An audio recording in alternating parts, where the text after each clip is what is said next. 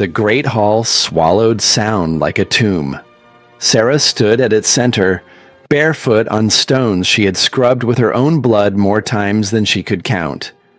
Moonlight poured through the high-arched windows, painting her in silver, and for one impossible moment, she felt beautiful. Then Isolde's laughter shattered the illusion. "Look at the wolfless Omega dance!" The pack roared with cruel delight. Betting coins clinked in rough palms. How long before she collapsed? How quickly would the humiliation break her? But something was wrong.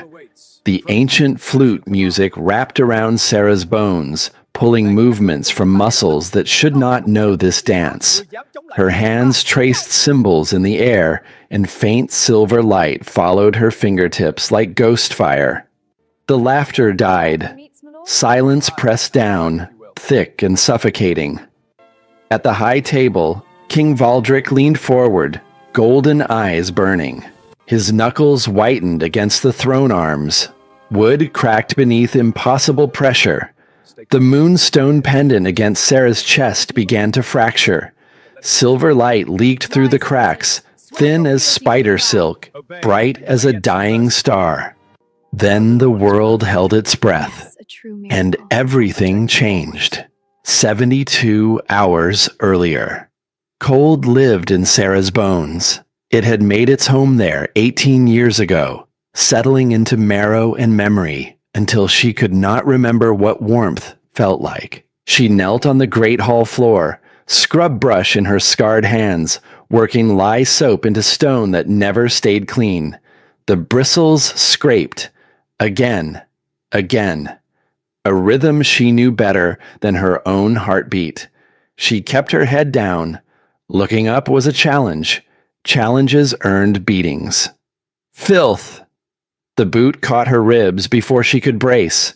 Pain spider webbed through her torso, stealing breath. The brush clattered away across wet stone. Alpha Garrick loomed over her, a mountain of muscle and casual cruelty. Power radiated from him in waves that made weaker wolves whimper, but not the good kind of power, the kind that crushed rather than protected. "You missed a spot," he growled. "Do it again, or you don't eat for a week." Sarah did not look up. Her dark hair fell like a curtain, hiding the hot sting behind her eyes. "Yes, Alpha," she whispered to the floor. Her voice came out thin from disuse. Omegas who spoke too much learned silence the hard way. From across the hall, tinkling laughter. Isolde, the Alpha's daughter, all golden hair and smug superiority in a dress that cost more than Sarah would see in 10 lifetimes. "Father, don't waste your breath on it," Isolde called, her tone dripping sweet poison. "The king arrives tomorrow. We have more important things than watching the Omega scrub floors." The king. The words hit Sarah like a physical blow. King Valdric, the Alpha of Alphas, the Shadow King. Warriors spoke his name in reverent whispers around campfires. They said his wolf was born from starless night, massive and merciless. They said his eyes burned with the cold fire of a dying sun. They said he had ruled for over 500 years and would rule 500 more. And he was coming here. Sarah's hands began to shake. She pressed them flat against the cold stone, trying to steady herself. This was the one event she could not hide from. Protocol demanded the presence of every pack member from the highest Alpha to the lowest Omega. There would be no slipping away into the woods, no hiding in the damp cellar beneath the kitchens. She would be seen. And that was the most dangerous thing of all, because Sarah was not truly wolfless. She had a secret, a catastrophic truth chained deep inside her soul. It raged there, a hurricane locked in glass, an inferno she smothered daily beneath a cloak of meekness and invisible submission. Her mother, with her dying breath, had placed a small, cool moonstone on a leather cord around her neck. "Never take this off, my love," she had whispered, eyes wide with a fear Sarah had not understood then. "It hides you. It keeps you safe. What you are, they will fear it. They will try to destroy it." Sarah's fingers found the pendant now, hidden beneath her threadbare tunic. The stone was always cool against her skin, always quiet, except for the dreams. In her dreams, a great silver wolf howled beneath a full moon. Its fur was woven from moonlight itself, eyes blazing with celestial fire. In her dreams, she ran through ancient forests on 4 legs, power singing through every fiber of her being. Then she woke to cold stone and empty belly, and the sharp scent of the pack's disdain.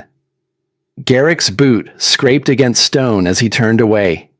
Sarah exhaled slowly, letting the tension bleed from her shoulders. She retrieved her brush and kept scrubbing. Invisible, small, forgotten. Exactly as she needed to be. Sarah finished the great hall as the sun climbed toward noon. Her stomach gnawed at itself, empty since yesterday. The kitchen would have scraps soon. Maybe. She made her way down the narrow servants' corridor, a dim passage that smelled of mildew and old wood. Ahead, she heard soft crying. A small shape huddled in the corner. Emmeline, barely 8 years old, another Omega, with no family to protect her. Tears tracked through the dirt on her round face. Sarah glanced behind her. The corridor was empty. She crouched beside the child. "Emmy, what's wrong?" "Hungry," the girl whimpered. "Didn't finish my chores fast enough yesterday. They said no breakfast." Sarah's heart clenched. She knew that punishment. She knew it intimately. From her pocket, she pulled the small chunk of hard bread she had saved from 2 days ago. It was all she had. Her stomach screamed protest, but she pressed the bread into Emmeline's small hands. "Here, eat quickly. Don't let them see." Emmeline's eyes went wide. "But you'll be hungry." "I'm always hungry," Sarah said softly. "I'm used to it. You're still growing. You need it more." The girl threw thin arms around Sarah's neck. "When I grow up, I'll be strong," she whispered fiercely. "Strong like you, and I'll protect you." Sarah's throat tightened. She smoothed the child's tangled hair. "You're already strong, Emmy. Now eat before someone comes." Footsteps on the stairs. Sarah stood quickly, stepping away just as Isolde swept into view. The beta heir's eyes were sharp, missing nothing. They landed on Emmeline, still clutching the bread. Isolde's perfect lips curved into a cruel smile. "Stealing food, are we?" "No," Emmeline squeaked. "I found it. Silence. Isolde's voice cracked like a whip. Her gaze shifted to Sarah. "You gave it to her." It was not a question. "She was hungry," Sarah said quietly, keeping her eyes down. "Hunger teaches discipline." Isolde moved closer. In her hands, she carried a bowl of steaming porridge, the good kind with honey and cream. She had been bringing it to her rooms. Without warning, she upended the bowl. Boiling porridge splashed across Sarah's hands and wrists. Pain exploded white-hot up her arms. Sarah bit her lip hard enough to taste copper, but she did not cry out. Crying out only made it worse. "Clumsy mongrel," Isolde said sweetly. "Look what you made me do." She turned on her heel and swept away, laughing. Sarah cradled her scalded hands against her chest. The skin was already blistering angry red. Emmeline stared up at her with huge eyes. "I'm sorry. I'm so sorry." "Don't be." Sarah managed a smile through the pain. "Just eat your bread, little one." The girl nodded, tears streaming, and obeyed. Sarah slipped away to the kitchens to find cold water. As she thrust her burning hands into a bucket, she caught her reflection in a polished copper pot. Hollow cheeks, bruised shadows under gray eyes, hair that had not been properly washed in weeks. 22 years old, and she looked ancient. The moonstone beneath her tunic pulsed once, a single warm beat against her sternum. She froze. It had never done that before. That night, Sarah could not sleep. Her hands throbbed, despite the salve she had stolen from the healing stores. The basement room she called home was barely large enough to lie down in, windowless and damp. It smelled of earth and slow rot. But it was hers.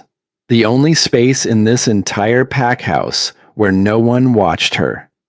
By candlelight, she pulled the wooden box from its hiding place beneath the loose floorboard. Inside lay her mother's few possessions. A worn shawl, a hair comb with broken teeth, and the book. Sarah lifted it carefully.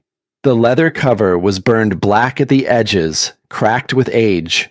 Her mother had died clutching it, whispering frantic warnings Sarah had been too young to understand. She opened it to a random page.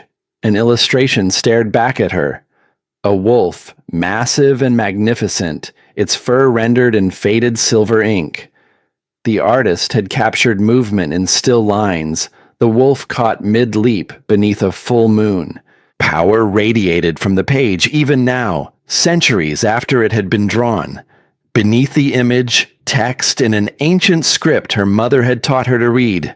The Argent Wolf, blessed of the moon goddess, bearer of divine light. When silver dances beneath the crescent of betrayal, the Shadow King shall kneel, or kingdoms shall fall to ash.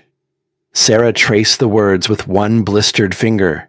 She had read this passage 100 times, trying to understand. Silver dances, Shadow King, betrayal. It sounded like prophecy, like myth, like something from a world that no longer existed. She turned the page. More text, instructions for something called the Dance of Moons. A sacred ritual, the book said. Only true Luna bloodline could perform it without being consumed by the power it channeled. Sarah frowned. Luna bloodline. There had been no Lunas in living memory. The last great Luna bloodlines had died out centuries ago, hunted to extinction by power-hungry alphas who feared divine female authority. At least, that was what the whispered histories said. She closed the book and returned it to its hiding place. Exhaustion finally pulled at her, heavy as stones. As she curled up on her pile of rags, the moonstone pendant warmed again. Just slightly. Just enough to notice. Sarah touched it through the fabric of her tunic. "What are you?" she whispered into the dark. The stone did not answer.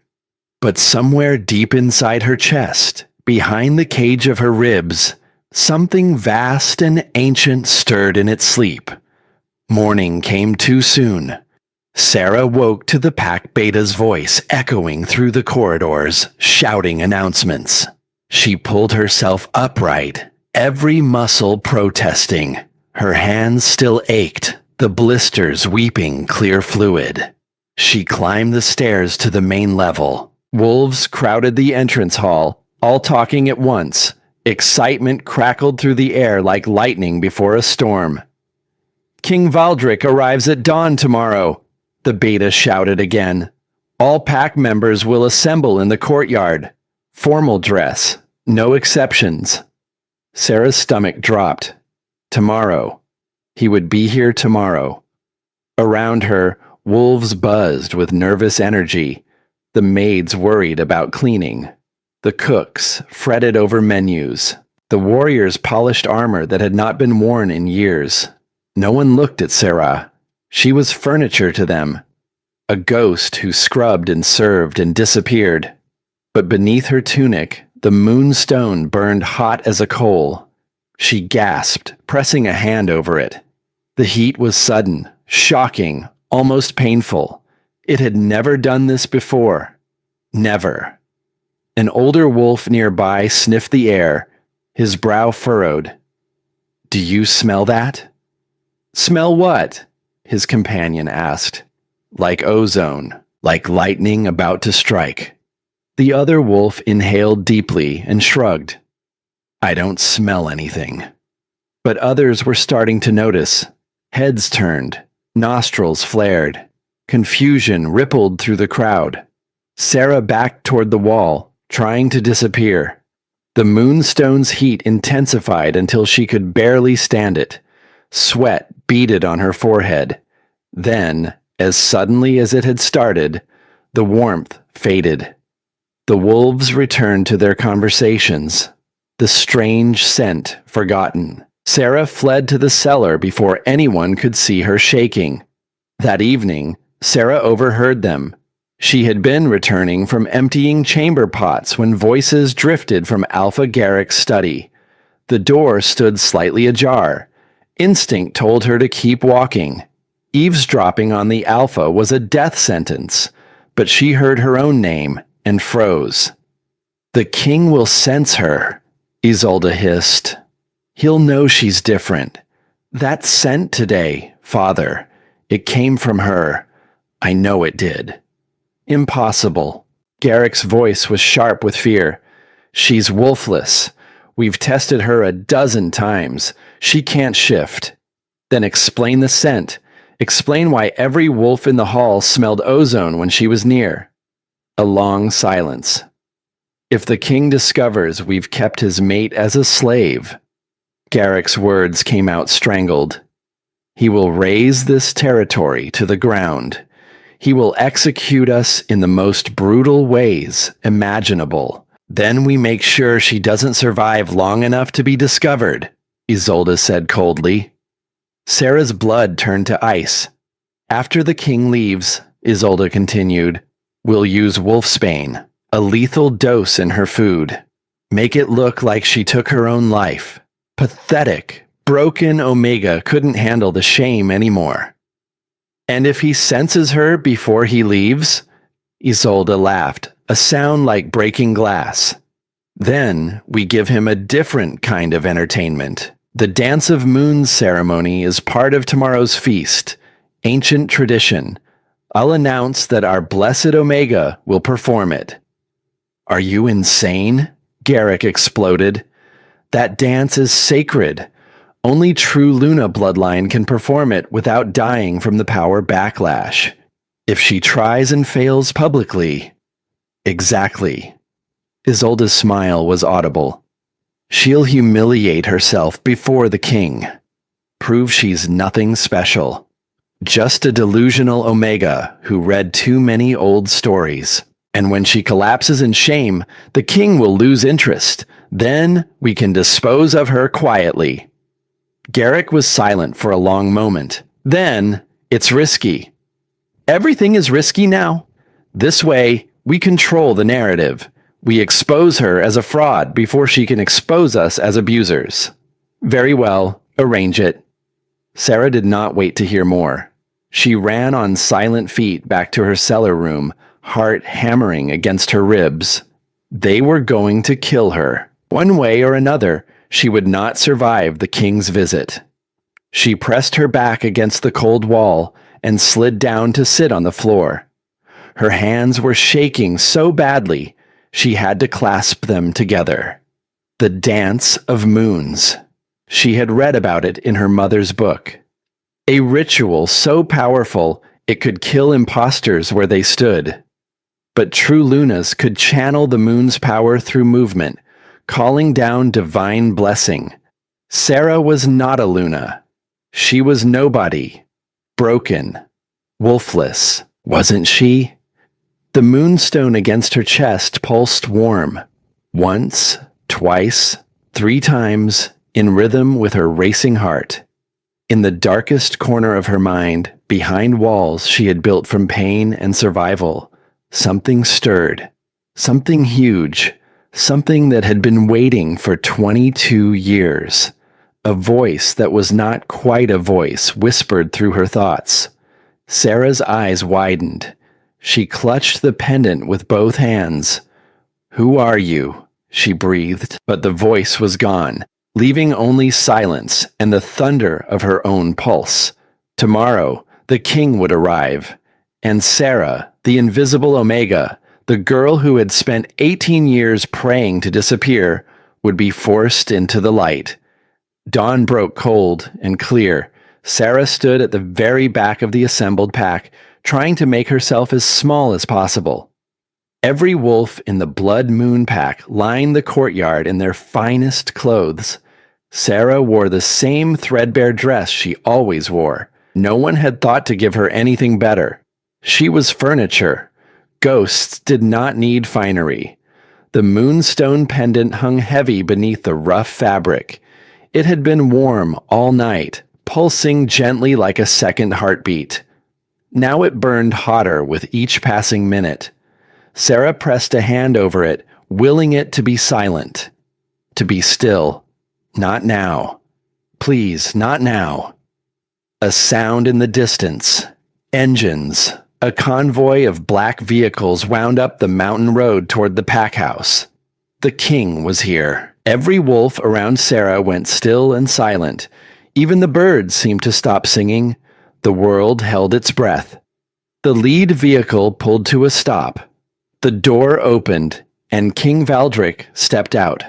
Sarah had heard the descriptions. She thought she was prepared. She was not. He was massive, easily 6 feet 8 inches of pure muscle, and lethal grace poured into black leather and dark armor. Raven hair fell past his shoulders, framing a face that looked carved from granite by an angry god. Sharp cheekbones, a jaw that could cut glass, lips that had probably never smiled. But his eyes were molten gold, burning with an intensity that made Sarah's knees weak even from a distance. They swept across the assembled pack with predatory focus, cataloging every wolf, assessing threats and weaknesses in seconds. This was not just an alpha. This was the apex of their kind. Power rolled off him in waves, so thick Sarah could taste it. Wolves around her began to bow their heads involuntarily, bodies responding to a dominance too great to resist. Then his scent hit her. Ancient redwood, petrichor, the smell of earth after rain, ozone, sharp and electric. And underneath it all, something wild and utterly male, a musk that made her wolf stir for the first time in her life. The moonstone went from warm to scalding. Sarah gasped, hand flying to her chest. The heat was unbearable now, like holding a burning coal against her skin. Tears sprang to her eyes, and deep inside, behind the walls and chains and charm that had kept her hidden for 18 years, her wolf threw back its head and screamed. The words slammed through her with the force of a tidal wave. Her knees buckled. She caught herself against the wolf in front of her, who shoved her away without looking. No, this could not be happening. She was nobody. She was nothing. Nostrils flaring. His hands clenched into nostrils flaring. His hands clenched into fists. What is that scent? The words came out as a growl, resonant with Alpha command. Every wolf froze. Alpha Garrick stepped forward quickly, bowing low. Your Majesty, I do not understand. You smell only the members of the Blood Moon pack. I smell moonlight, Valdric corrected, his voice dropping to a dangerous whisper. I smell wild roses drenched in starlight. I smell something that should not exist, and it is being hidden from me. His molten gold eyes began to scan the crowd systematically. Hunting. Sarah tried to shrink behind the wolves in front of her, making herself smaller, invisible. Please do not see me. The king's gaze swept past her position once, then returned, stopped. For one eternal second, their eyes met across the crowd. Golden fire met stormy gray. The world tilted. Valdric took a step forward, gaze locked on her exact position. Shadow seemed to leak from his skin, tendrils of living darkness curling around his boots. His wolf was surfacing, called by something it recognized even if his conscious mind did not yet understand. "There," he breathed. "You're there. Why can't I see you clearly?" The moonstone flared with desperate heat. The charm was fighting to keep her hidden, using the last of its ancient power to maintain the illusion. Sarah's vision blurred with tears. Her wolf was battering against the inside of her chest like it wanted to tear free through bone and flesh. The king took another step. Then Garrick was there, positioning himself in the sightline. "Your Majesty, perhaps you are weary from travel. Let us retire to the Great Hall for refreshment. We have prepared..." "Move." One word. Absolute authority. Garrick moved. But in that split second of distraction, the moment of eye contact broke. The charm reasserted itself with a painful pulse. Valdric's eyes lost focus. He shook his head slightly, confusion flickering across his harsh features. The certainty that had gripped him seconds ago faded, replaced by frustrated confusion. He could still smell her, Sarah knew, but he could not pinpoint her location, could not see her through the charm's final protection. His jaw clenched. Rage and confusion warred on his face. "Search every building," he commanded his beta, a severe man named Caius. "Every room, every corner. Someone in this pack is being hidden. Find them." "Yes, Your Majesty." Valdric cast one more burning look across the crowd, and Sarah swore his gaze caught on her for a heartbeat. Then he turned and strode toward the pack house, power crackling in his wake. The moment he was out of sight, Sarah's legs gave out completely. She collapsed onto cold stone, gasping for air. Mate? The king was her mate. The most powerful alpha alive was destined for her, and she was a slave wearing rags and bruises. This was not salvation. This was a death sentence, because when he finally found her, when the charm failed completely, he would see what she really was, and he would reject her like everyone else had. Strong hands grabbed Sarah before she could flee. Two of Garrick's enforcers dragged her to her feet. "Alpha wants to see you," one growled. They hauled her through the servants' passages, away from the arriving king and his retinue, down into the depths beneath the pack house. The cellar was colder than her room, older. It smelled of damp stone and old fear. Garrick waited there, his face twisted with barely controlled panic. Isolde stood beside him, arms crossed, beautiful face carved from ice. "Chain her," Garrick ordered. The enforcers shoved Sarah against the wall. Silver cuffs snapped around her wrists, burning her skin instantly. She bit back a scream. Silver did not affect her the way it affected normal wolves. It still burned, but it did not weaken her, because she had never shifted, because the charm made her appear human weak. Garrick leaned close. His breath smelled of stale wine and barely controlled rage. "You stay silent at the feast tonight," he hissed. "Protocol demands you attend. Every pack member, even worthless Omegas. But you keep your head down. You do not speak. You do not look at the king. Do you understand?" Sarah nodded, not trusting her voice. "Because if he discovers what you are," Garrick continued, each word precise and venomous, "if he learns that we kept his mate as a slave for 18 years, he will not just kill us. He will make us suffer in ways you cannot imagine. He will destroy this entire pack." "I won't," Sarah whispered. "I'll be invisible, like always." "See that you are." Garrick straightened. He looked at Isolde. "Your plan for the dance. We do it tonight, at the feast. Make it look like an honor, not a punishment." Isolde smiled. Of course, father. They left her there, chained in the dark. The door slammed shut. A lock clicked. Sarah was alone. She sagged against the wall, wrists burning where the silver touched. Tears finally came, hot and shameful. She had survived so much. Beatings, starvation, cruelty that should have broken her years ago. But this was too much. The mate bond sang in her blood even now, calling to the king somewhere above her. Her wolf paced and snarled, demanding she go to him, demanding she claim what was hers. But she was nobody, nothing, broken. The moonstone pulsed warm against her sternum, fighting the despair. Mother, Sarah whispered into the darkness. You said this charm would keep me safe, but I don't feel safe. I feel trapped. I feel like I'm drowning. Her mother's last words echoed through memory. What you are, they will fear it. They will try to destroy it. What was she? What was this power locked inside her that required such desperate hiding?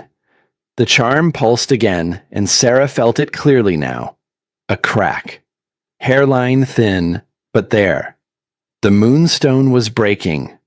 The power that had hidden her for 22 years was failing. And when it shattered completely, everything would change. Sarah closed her eyes and whispered the only prayer she knew. Please, if you ever meant to protect me, just let me disappear. Make me invisible one more time, just long enough to survive this. In the darkness, the charm pulsed warm but did not answer, and 3 floors above, King Valdric stood at a window overlooking the courtyard, golden eyes fixed on the exact direction of the cellar. He could feel her down there, could sense her fear and pain through a bond that should not exist yet. His hands gripped the window frame hard enough to crack stone. Where are you, little mate? He growled into the empty room. Why are you hiding from me? Somewhere in the shadows, his wolf paced and snarled, pulled toward something it had been searching for across 5 centuries. And it would not stop until it found her, even if it had to tear this entire pack apart to do it. They came for Sarah as the sun bled into the horizon. Not Garrick's enforcers this time, but 2 female servants she vaguely recognized from the kitchens.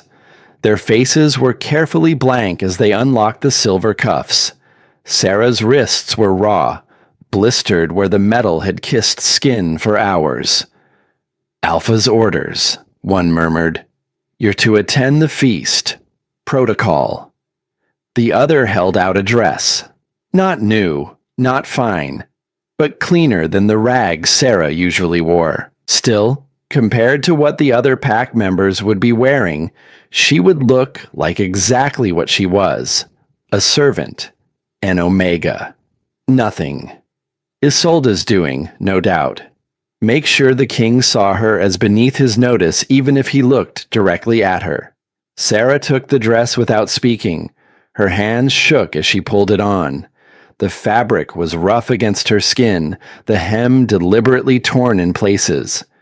She looked down at herself and saw precisely what they intended. Pathetic. Forgettable. Perfect. The moonstone pendant hung beneath the neckline, hidden. It pulsed warm against her sternum, the crack in its surface wider now. She could feel it even without looking, like a wound that would not close. The servants led her through passages she knew by heart, up from the cellar into the main floors of the packhouse. Sound grew louder with each step. Voices, laughter, the rich smells of roasting meat and spiced wine. The great hall blazed with light. Sarah stopped in the doorway, overwhelmed. She had scrubbed these floors 1,000 times, but always when the hall was empty and dark. She had never seen it like this. Alive. Transformed. Massive chandeliers hung from the vaulted ceiling, dripping with crystals that caught firelight and threw it back in golden shards. Long tables stretched the length of the room, laden with more food than Sarah had seen in her entire life. Whole roasted boars, towers of fruit, flagons of wine and mead. The pack filled the space, dressed in their finest, silk and leather and polished armor. They laughed and drank and postured for the king's attention. And at the far end, on a raised dais, sat the high table. King Valdric dominated it like a dark star around which everything else orbited. Sarah's breath caught. He had changed into formal attire, black on black with silver threading that caught the light like captured moonbeams. His raven hair was pulled back, revealing the harsh perfection of his face. Those golden eyes moved constantly, scanning, hunting. Even seated, his presence filled the room. Power radiated from him in waves that made lesser wolves drop their gazes and bare their throats in instinctive submission. Beside him sat Caius, his beta, a severe man with ice-gray eyes that missed nothing. On the king's other side, Garrick fawned and smiled, playing the gracious host. And next to Garrick, Isolde in a gown of deep crimson that clung to every curve. She was beautiful, confident, everything a Luna should be, everything Sarah was not. The thought settled like a stone in her stomach. "Go," one of the servants hissed, giving Sarah a small push. "Serve the wine. Keep your head down." Sarah nodded and slipped along the wall toward the servants' station. No one looked at her. She was invisible again, a ghost moving through their celebration. She picked up a heavy wine pitcher and began her rounds, refilling goblets with hands that only shook slightly. The first few tables were easy, warriors deep in their cups, laughing too loud. They thrust their cups at her without looking, without seeing. She poured and moved on. But each step brought her closer to the high table, closer to him. The moonstone grew warmer with proximity. The crack widened. She could feel it like a warning thrumming through her bones. Not yet. Please, not yet. She approached a table near the dais, a group of visiting nobles from a neighboring pack, their scents unfamiliar and sharp. She moved to refill the nearest goblet. Her hands were steadier now, muscle memory taking over. Pour, move, disappear. Then one of the nobles shifted in his seat.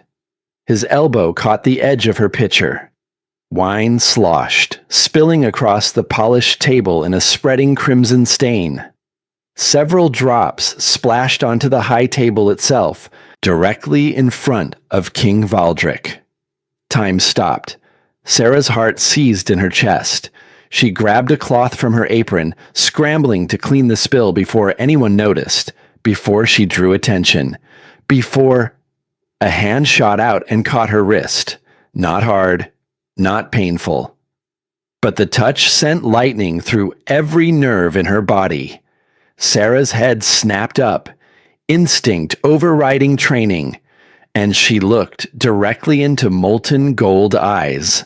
The world fell away. Up close, King Valdric was devastating. Sharp cheekbones that could cut glass, a mouth set in a hard line, but beautifully shaped for all its sternness. A small scar bisected his left eyebrow, barely visible unless you were this close. And his eyes. God, his eyes. They were not just gold. They held depth, layers, firelight and shadow, the weight of centuries, the loneliness of endless years, searching for something he could not name. They looked at her like she was the only thing in the room worth seeing. Sarah forgot to breathe. His thumb moved, just slightly, stroking the inside of her wrist where her pulse hammered like a trapped bird. "Careful," he said quietly. His voice, deep as thunder, rough as gravel. It poured over her skin like heated honey, raising goosebumps along her arms. The mate bond snapped taut between them, a golden thread pulled to breaking. Her wolf surged against the charm's weakening cage, desperate and frantic. Sarah's lips parted. She could not look away, could not move, could not think beyond the feel of his skin against hers, the scent of ancient forests and lightning storms filling her lungs. His eyes narrowed slightly. Confusion flickered across his harsh features. She knew what he was feeling. The pull. The inexplicable draw towards someone he had never met. The scent that called to something primal in his soul. But he could not identify her as the source. The charm held barely, distorting his perception just enough. Why did her fear smell like his failure? Why did those storm cloud eyes make his wolf howl with recognition and grief? Isolde's voice cut through the moment like a blade. How clumsy. She appeared at Sarah's side, perfectly manicured fingers wrapping around Sarah's upper arm hard enough to bruise, her nails dug in through the thin fabric. "Forgive her, Your Majesty," Isolde said sweetly, all honey and venom. "Our Omega is usually more careful." She yanked Sarah backward. The king's hand fell away from her wrist. The loss of contact felt like losing gravity. Sarah stumbled, catching herself. She dropped her gaze immediately, heart hammering. Her wrist still burned where he had touched her. She could feel his eyes on her, heavy as a physical weight. "Clean this up," Isolde hissed in her ear, too quiet for the king to hear. "Then get out of sight before you embarrass us further." Sarah nodded mutely. She grabbed her cloth and cleaned the spilled wine with shaking hands, acutely aware of the silence at the high table, of the king still watching her. She finished and fled to the servants' station, disappearing behind a heavy curtain. Her back hit the wall, and she slid down to crouch on the floor, gasping. Her hand went to her wrist, pressing against the place where his skin had touched hers. The bond pulsed between them even now, stretching across the room like a golden rope. She could feel him, his confusion, his frustration, the beginning of something that felt like rage. Because he knew something was wrong. He knew she was being hidden from him. He just did not know why. Valdric's fingers curled into a fist where they rested on the throne arm. The Omega was gone, vanished behind the servants' curtain, but her scent lingered. Wild roses and moonlight. It wrapped around him like invisible chains, pulling at something deep in his chest that had been dormant for 500 years. His wolf snarled and paced, furious at being denied. "Ours. Go to her. Claim." "Not yet," he told the beast. "Not until I understand what's happening." But he did understand, didn't he? On some instinctive level beyond conscious thought, he knew. Mate, that Omega with the storm cloud eyes and fear scent was his mate. Impossible. She had no wolf. He had felt no surge of recognition through a bond that should have snapped into place the moment they touched. And yet, his entire being screamed that she was his, that she belonged to him, that every second she spent in fear was a personal offense he needed to rectify with blood and violence. Garrick was speaking, something about the quality of the wine, the excellence of the hunting in these mountains.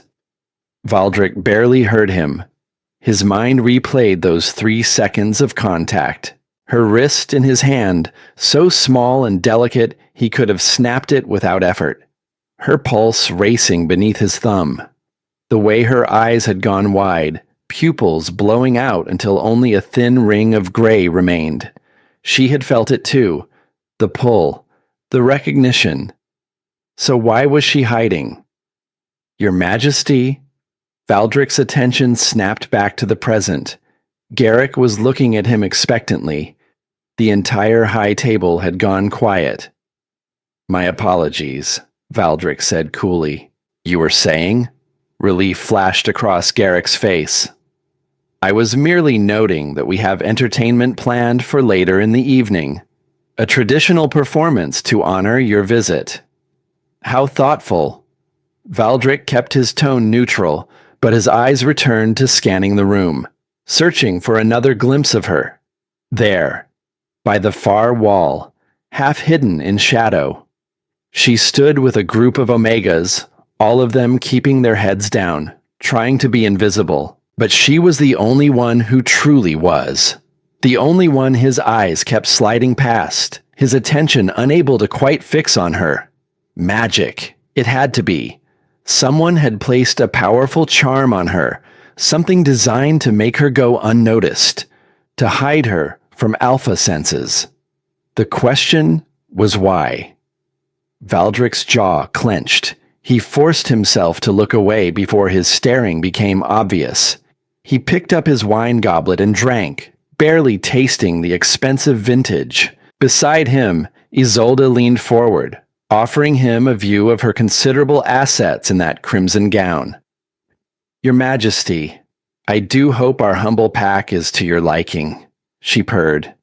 "If there is anything you require during your stay, please do not hesitate to ask." Her meaning was clear. She was offering herself, positioning herself as a potential mate, a suitable Luna for the king who had been alone for 5 centuries. Once, perhaps, Valdric would have been tempted. She was beautiful in a classical way, confident, well-bred, exactly the kind of political alliance that made sense. But now, after feeling the pull toward a terrified Omega in a torn dress, Isolde left him cold. "Your hospitality is noted," he said, his tone dismissive enough that even she could not miss the rejection. Her smile tightened. She sat back, lips pressed into a thin line. Valdric returned his attention to the room, to the shadows where his mate tried to disappear. Soon, he promised himself, soon the charm would fail, or he would break it himself. And then, nothing would keep her from him. The feast continued for what felt like hours. Sarah served wine and cleared plates and tried not to look at the high table. But she could feel the king's attention like sunlight on her skin, warm and impossible to ignore. Every time she risked a glance in his direction, those golden eyes were watching, hunting. The moonstone grew hotter by the minute. The crack widened. She pressed a hand over it through her dress, willing it to hold together just a little longer. Then Isolde stood, tapping a crystal goblet with a silver knife. The clear, ringing note cut through the noise. Conversation died. All eyes turned to the high table. Sarah's stomach dropped. "Your Majesty, honored guests," Isolde began, her voice carrying easily through the hall. "In the spirit of tradition and to properly honor King Valdric's presence, we have arranged special entertainment this evening." Murmurs of interest rippled through the crowd. Isolde smiled, beautiful and terrible. A performance of the ancient dance of moons. Shocked silence, then confused muttering. Sarah heard it from all directions. The dance of moons? But that's sacred. Only true Luna bloodline can perform it. Anyone else would be killed by the power backlash. Is she mad? At the high table, King Valdric leaned forward. His expression remained neutral, but his eyes sharpened with interest. "A bold claim," he said quietly. "The Dance of Moons has not been performed in living memory. Who among your pack possesses Luna bloodline?" Isolde's smile widened. She turned and pointed directly at Sarah. Her, our blessed Omega, Seraphiel. Every eye in the hall swiveled to find her. Sarah could not move, could not breathe. The weight of all that attention crushed down on her like a physical force. No, this could not be happening. "She claims to have seen the dance in visions," Isolde continued, her voice dripping false reverence. Divine dreams, she says. We thought it only fitting that she share this gift with our honored king. Laughter began, low at first, then building. The pack members nudged each other, grinning. The wolfless Omega performing a sacred ritual? It was absurd, hilarious. They knew what would happen. Everyone knew. The dance would reject her. The power would strike her down for her presumption. She would collapse in humiliation, possibly die, and it would be the most entertaining thing they had seen in years. Betting started immediately. Sarah heard it, coins clinking, voices calling odds. 10 silver she faints before the first turn. 20 she makes it through one verse before the power kills her. I give her 30 seconds. Hot shame burned through her chest. This was the trap. This was how they would be rid of her. Not poison, not a quiet death. Public humiliation in front of the king. And if the power did kill her during the dance, well, that was divine judgment, was it not? King Valdric's voice cut through the laughter like a blade. Is this true? The hall fell silent again. All eyes returned to Sarah. She could not speak. Her throat had closed. She shook her head, a small, desperate gesture. Please, please do not make me do this. But Isolde was already moving. She glided across the hall with predatory grace and grabbed Sarah's arm, nails digging in like talons. Don't be modest, little mouse, she cooed loud enough for everyone to hear. You told me about your visions, how the moon goddess herself taught you the steps. Sarah had never said any such thing, but no one would believe her if she denied it now. Isolde dragged her from the shadows and shoved her into the center of the hall. The crowd parted, forming a wide circle, an arena. Sarah stood alone in the middle, barefoot on cold stone, the same stone she had scrubbed on her knees countless times. Laughter rang from all sides, mocking, cruel. She was going to die here, in front of all of them, in front of him. Her eyes found King Valdric at the high table. He was not laughing. He sat perfectly still, golden eyes fixed on her with an intensity that stole what little breath she had left. His expression was unreadable, carved from stone, but she saw it. A flicker of something in those ancient eyes, not mockery, hope. He was waiting to see if she would prove them all wrong. The thought steadied her, just slightly. Isolde's voice hissed in her ear, quiet enough that only Sarah could hear. Dance, mongrel, or my father will have you whipped until you cannot stand. Might as well die with some dignity. Then she stepped back, leaving Sarah exposed under the weight of hundreds of stares. Alpha Garrick nodded to the pack musicians stationed in the corner. A lone flute began to play. The melody was ancient, haunting. It echoed off the stone walls, filled the vast space with sound that felt older than the mountains themselves. And despite everything, despite the fear and shame and certainty of death, Sarah's body recognized that song. Her mother used to hum it, late at night when she thought Sarah was sleeping, a lullaby from a world that no longer existed. The notes sank into Sarah's bones, pulling at something deep and primal.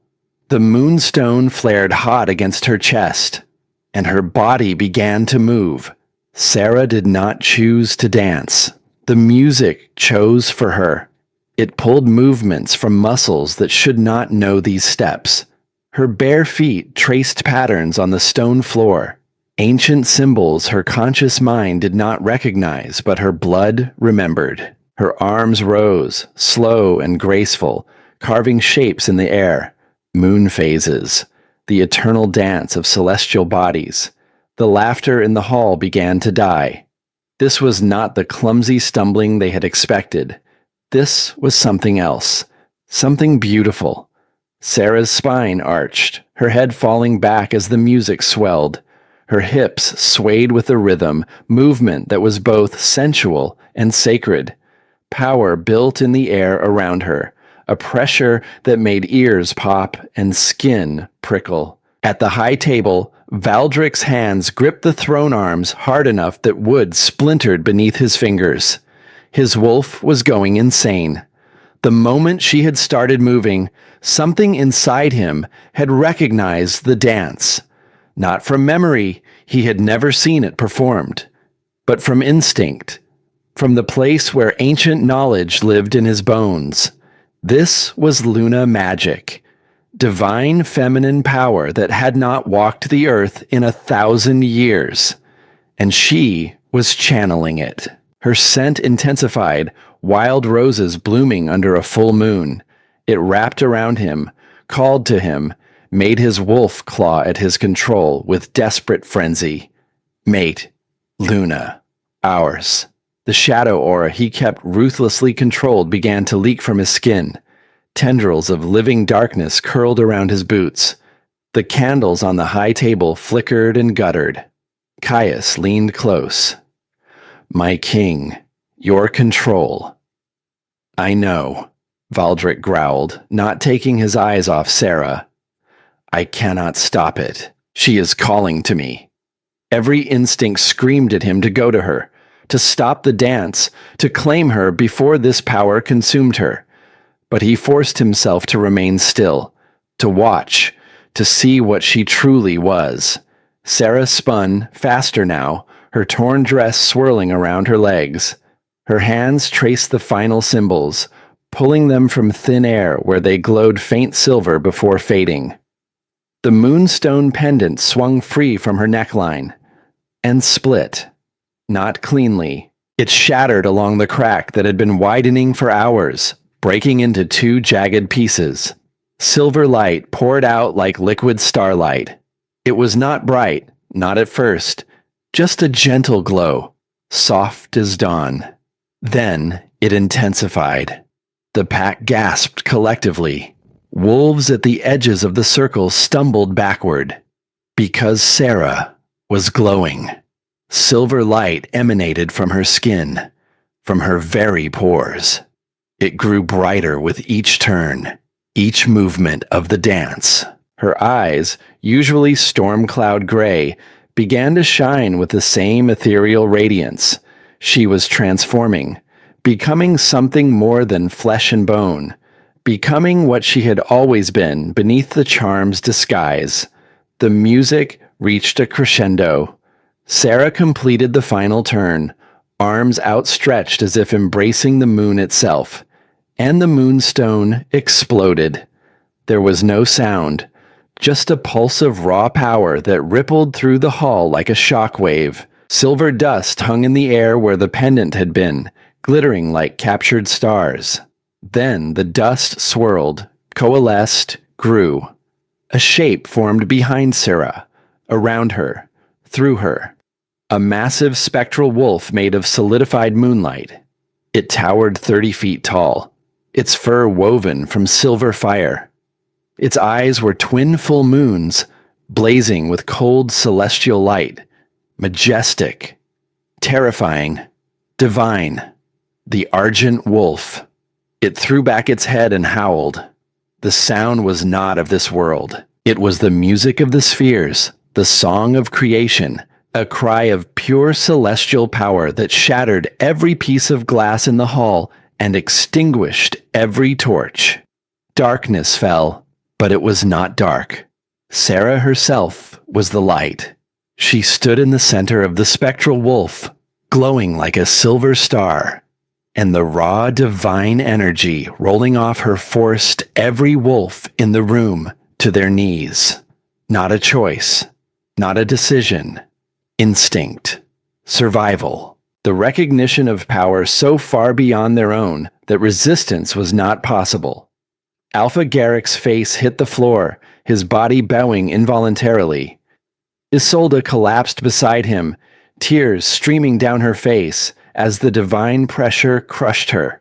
Warriors, nobles, servants, all on their knees, all unable to do anything but submit to the Luna's power.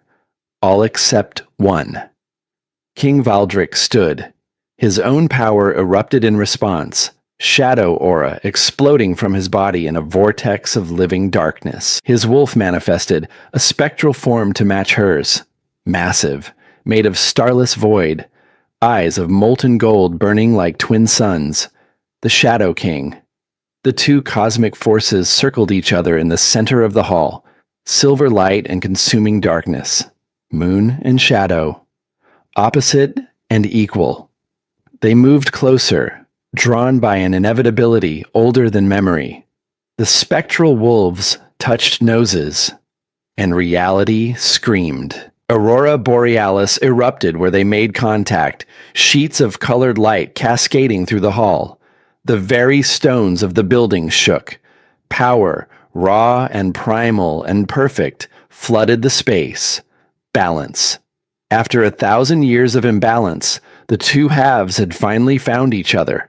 The spectral forms began to fade, unable to maintain manifestation in the physical world for long. Sarah's knees buckled as the power receded. Valdric was there before she hit the ground. He moved with impossible speed, crossing the distance in a heartbeat. His arms caught her mid-fall, pulling her against his chest. The moment their bodies made full contact, the mate bond snapped into place with the force of a detonation. Sarah gasped. Valdric's entire body went rigid. Everything he was, everything he had been for 500 years, poured into her through that connection. His loneliness, his endless search, the hollow ache that had lived in his chest for centuries, the certainty that he was incomplete, and from her he felt everything. The abuse, the starvation, the 18 years of cruelty and pain and desperate survival. His arms tightened around her, trembling with the effort of restraint. Because what he wanted, what his wolf demanded, was to tear every wolf in this hall apart for touching her. But she needed him steady right now. Needed him safe. So he pulled his heavy, fur-lined cloak from his shoulders and wrapped it around her trembling form. It swallowed her, warm and impossibly soft, carrying his scent. He gathered her closer, one arm beneath her knees, the other supporting her back. Bridal carry. A claiming hold. Her head fell against his shoulder. Her eyes, still glowing faintly silver, met his. And Valdric spoke, his voice rough with emotion he had not felt in centuries. I have waited 500 years for you. Each word was reverent, broken. Forgive me for being late, my Luna. Sarah's lips parted, but no sound came out. Tears streamed down her face, cutting tracks through the dust and grime. Valdric looked up, his gaze sweeping across the hall. Every wolf was still on their knees, still pinned by residual divine pressure. His eyes found Isolde. She stared up at him with undisguised terror, all her beauty twisted by fear. Then his gaze found Garrick, the alpha who had kept his mate as a slave, who had beaten her, starved her, tried to humiliate her to death. Valdric's expression went cold, colder than winter, colder than the void between stars. No one move, he commanded, and the alpha authority in his voice made it impossible to disobey. He stood, still holding Sarah, and began walking toward the doors. The crowd parted before him like water, wolves scrambling out of his path. Caius appeared at his side, falling into step. Lucien, Valdric said quietly, seize the alpha of this pack and his daughter. Put them in irons. They await judgment. Yes, my king. Behind them, Isolde's scream split the air. No, father, do something. But Garrick could not move, could not speak. The king's command held him frozen as guards in royal livery moved forward with silver chains. Valdric did not look back. He carried Sarah from the hall, up the stairs toward the royal suite that had been prepared for him, away from the wolves who had tortured her, into the beginning of the rest of her life. The royal suite was warm. That was Sarah's first coherent thought as Valdric carried her through the door. Warm. A massive fire roared in the stone hearth, casting golden light across rich tapestries and plush furs. So different from the cold cellar, from the damp and the dark and the endless chill that had lived in her bones for 18 years. Valdric set her down gently on a bearskin rug before the fire. He knelt beside her, his large hands hovering uncertainly, as if afraid to touch her now that the urgency had passed. "Are you hurt?" His voice was still rough, but softer now. Careful. Sarah shook her head. She could not speak yet, could not process what had just happened. The mate bond hummed between them, gold and silver light intertwining. She could feel him through it. His concern, his barely restrained rage at those who had harmed her, the fierce protectiveness that made his wolf pace and snarl, and beneath it all, wonder, awe. He looked at her like she was a miracle. Valdric's jaw clenched. He reached out slowly, giving her time to pull away, and took one of her hands in both of his. His hands were huge, calloused from centuries of wielding weapons, scarred from countless battles. But his touch was infinitely gentle as he turned her hand over, examining the burns on her wrists from the silver cuffs. His eyes began to glow molten gold. "Who did this to you?" The question came out as a growl. "The Alpha," Sarah whispered. Her voice was hoarse, barely audible.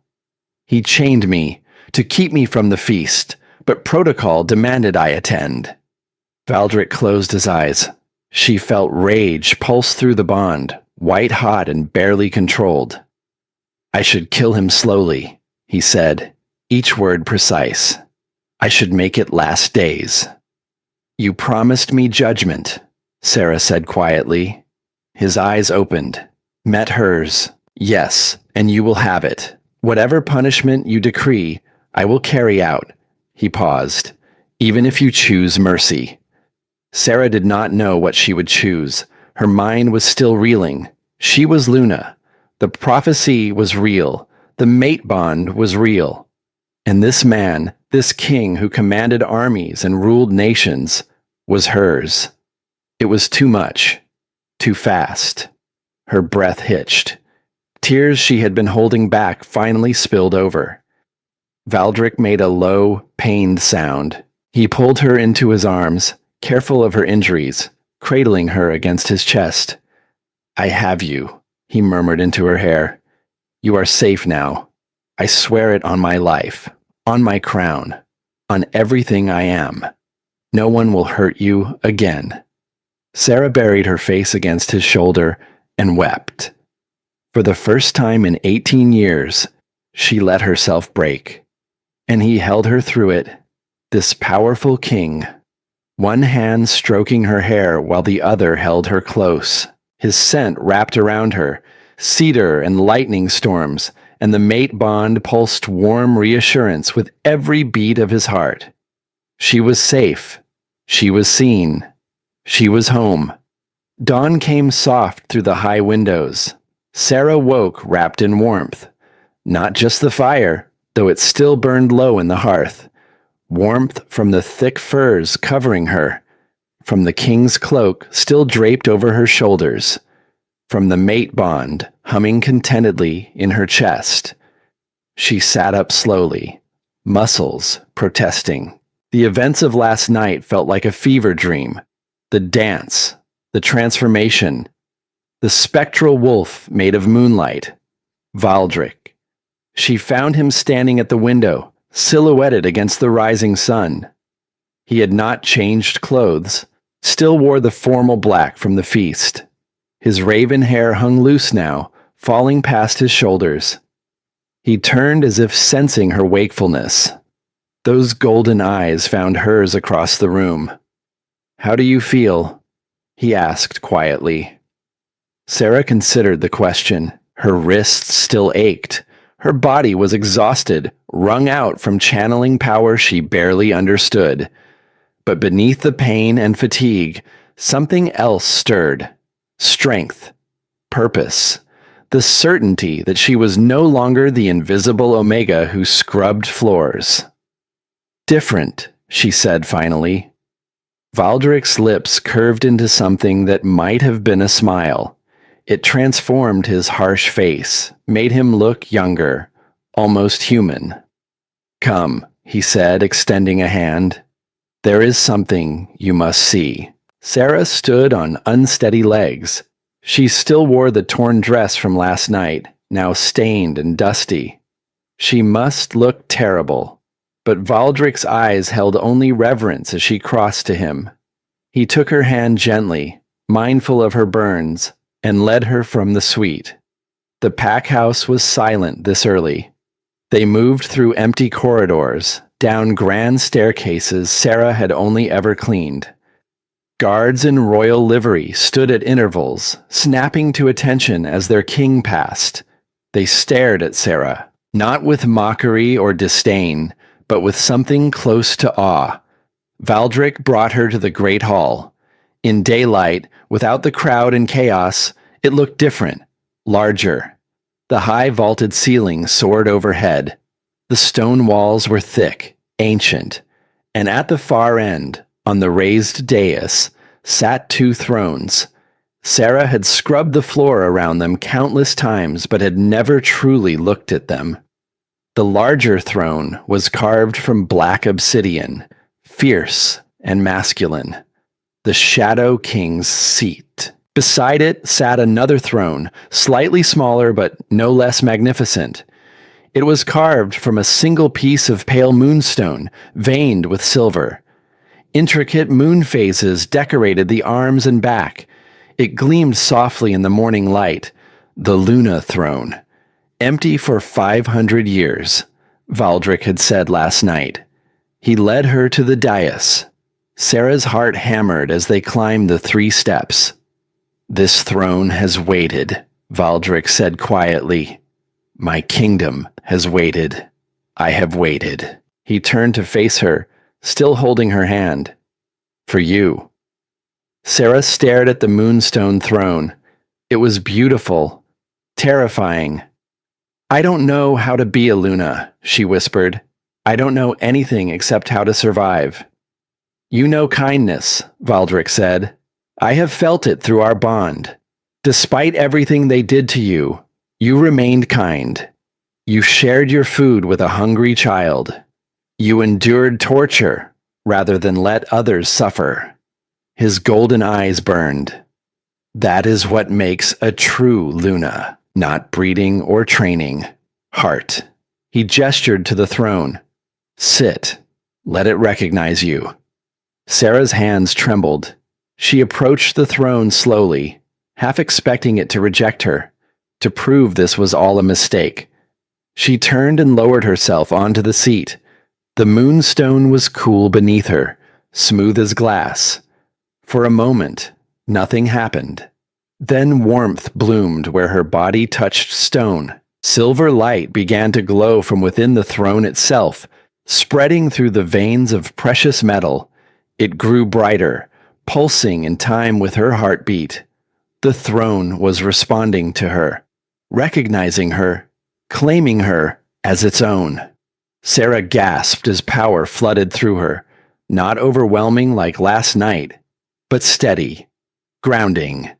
The throne was anchoring her divine nature, helping her control the vast well of lunar magic inside her. She looked up and found Valdric watching with an expression that stole her breath. Pride, possession, and something deeper.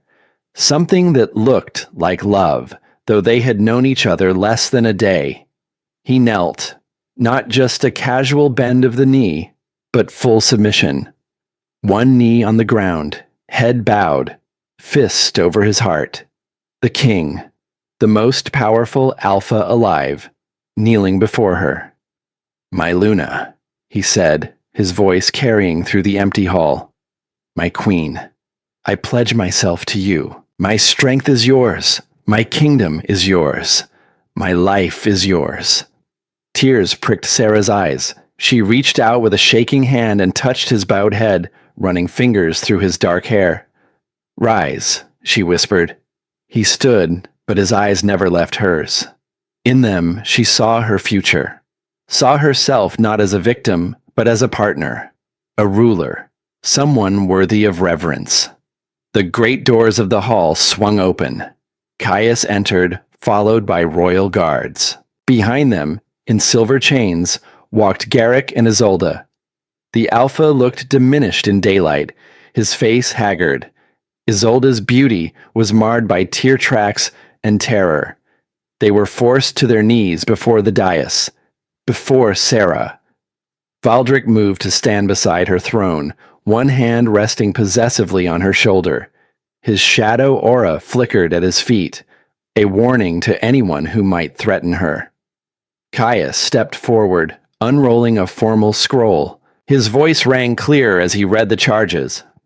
Alpha Garrick of the Blood Moon Pack, you stand accused of systematic abuse of the sacred Luna, of torture, starvation, and enslavement spanning 18 years, of attempted murder via humiliation ritual. The standard penalty under kingdom law is death by execution. Garrick's face went white. Isolde, beta heir of the Blood Moon Pack, Caius continued, you stand accused of torture of a divine vessel, of conspiracy to murder the Luna, of blasphemy against the moon goddess herself. The standard penalty is death. Isolde began to sob, the sound high and desperate. Valdric's hand tightened on Sarah's shoulder. She felt rage pulse through the bond. He wanted them dead. His wolf howled for their blood. But he had promised her the choice. The hall fell silent. Every eye turned to Sarah. She stood slowly. The silver glow from the throne faded as she stepped away from it, moving to the edge of the dais, looking down at the wolves who had made her life hell. Garrick finally raised his eyes to hers. What she saw there was not remorse, just fear. Fear of consequences, of losing his power and position. He had never seen her as a person. Even now he saw only a threat. But Isolde met her gaze with something different. Shame, recognition, the understanding of exactly how far she had fallen. Sarah drew a deep breath. Alpha Garrick, she said, her voice steady, amplified by the lunar power thrumming in her veins. You ruled through fear. You taught cruelty and called it strength. For 18 years, I prayed for mercy you never gave. She paused, letting the words settle. I give you what you denied me. Swift end. Public execution at dawn tomorrow. Garrick sagged in his chains, face crumpling. But he did not beg. Perhaps he knew it would be useless. Sarah turned to Isolde. You wanted me broken, wolfless, invisible. Her voice hardened. Now you will feel it. Wolf severing ceremony at sunset, then exile to the wolfless territories. You will live the rest of your life as the shell you tried to make me. Isolde's scream tore through the hall. No, please, anything but that. But Sarah's judgment was final. The guards hauled them to their feet, dragging them from the hall as Isolde continued to wail. The doors closed. Silence fell again. Valdric pulled Sarah into his arms, burying his face in her hair. Well done, he murmured. Justice served with mercy and strength. Sarah's legs shook. Now that it was over, the weight of what she had just done crashed over her. She had sentenced wolves to death, and worse, she who had never hurt anyone in her life, but they had earned it. Every bit of suffering she had decreed. Come, Valdric said gently, sensing her turmoil through the bond. You need rest, food, proper care for your wounds. He led her back toward the royal suite, but paused at the doorway. turned back to look at the two thrones sitting side by side, shadow and silver, finally united after 500 years of separation. "My kingdom has been dying," he said quietly. Slowly, a rot spreading from the absence of its Luna, crops failing, wolves growing weaker, the land itself mourning what was lost. He looked at her. "You will heal it all, just by being what you were always meant to be." Sarah stared at him. The responsibility felt crushing, but through the bond, she felt his absolute certainty, his faith in her, and beneath her fear, something else stirred. The Argent Wolf, awake now and aware. It did not cower from the duty. It rose to meet it. They spent the day in quiet seclusion. Valdric called for the palace healer, who tended Sarah's burns with gentle hands and healing salves. He ordered food brought, proper meals with meat and bread and fresh fruit. Sarah ate until her stomach hurt, unused to such abundance. Valdric told her of his kingdom, the obsidian citadel carved into a mountain 3 days' ride north. The territories under his rule, dozens of packs sworn to his authority. And he told her of the prophecy, the full version, not the fragments in her mother's burned book. 1,000 years ago, he said, sitting beside her on the plush sofa before the fire, the Argent Lunas ruled alongside the Shadow Kings. Balance, the feminine, divine, and masculine power working in harmony. The kingdoms flourished. His voice darkened. Then the ancient council rose. They were alphas who rejected the idea of sharing power with Lunas. They wanted absolute dominion. So they orchestrated genocide, hunted every Argent bloodline to extinction. Or so they thought. Sarah's hand went to her chest, where the shattered moonstone had hung. "My mother. She was Argent. She must have been the last," Valdric confirmed. "She hid you, used an ancient charm to suppress your wolf, make you appear broken so they would not hunt you." "The council," Sarah said slowly. "They are all dead now, yes? You destroyed them." Valdric's jaw clenched. "I hunted them for 200 years. Killed every member I could find. The last fell to my claws nearly a century ago." He paused. "Or so I believed."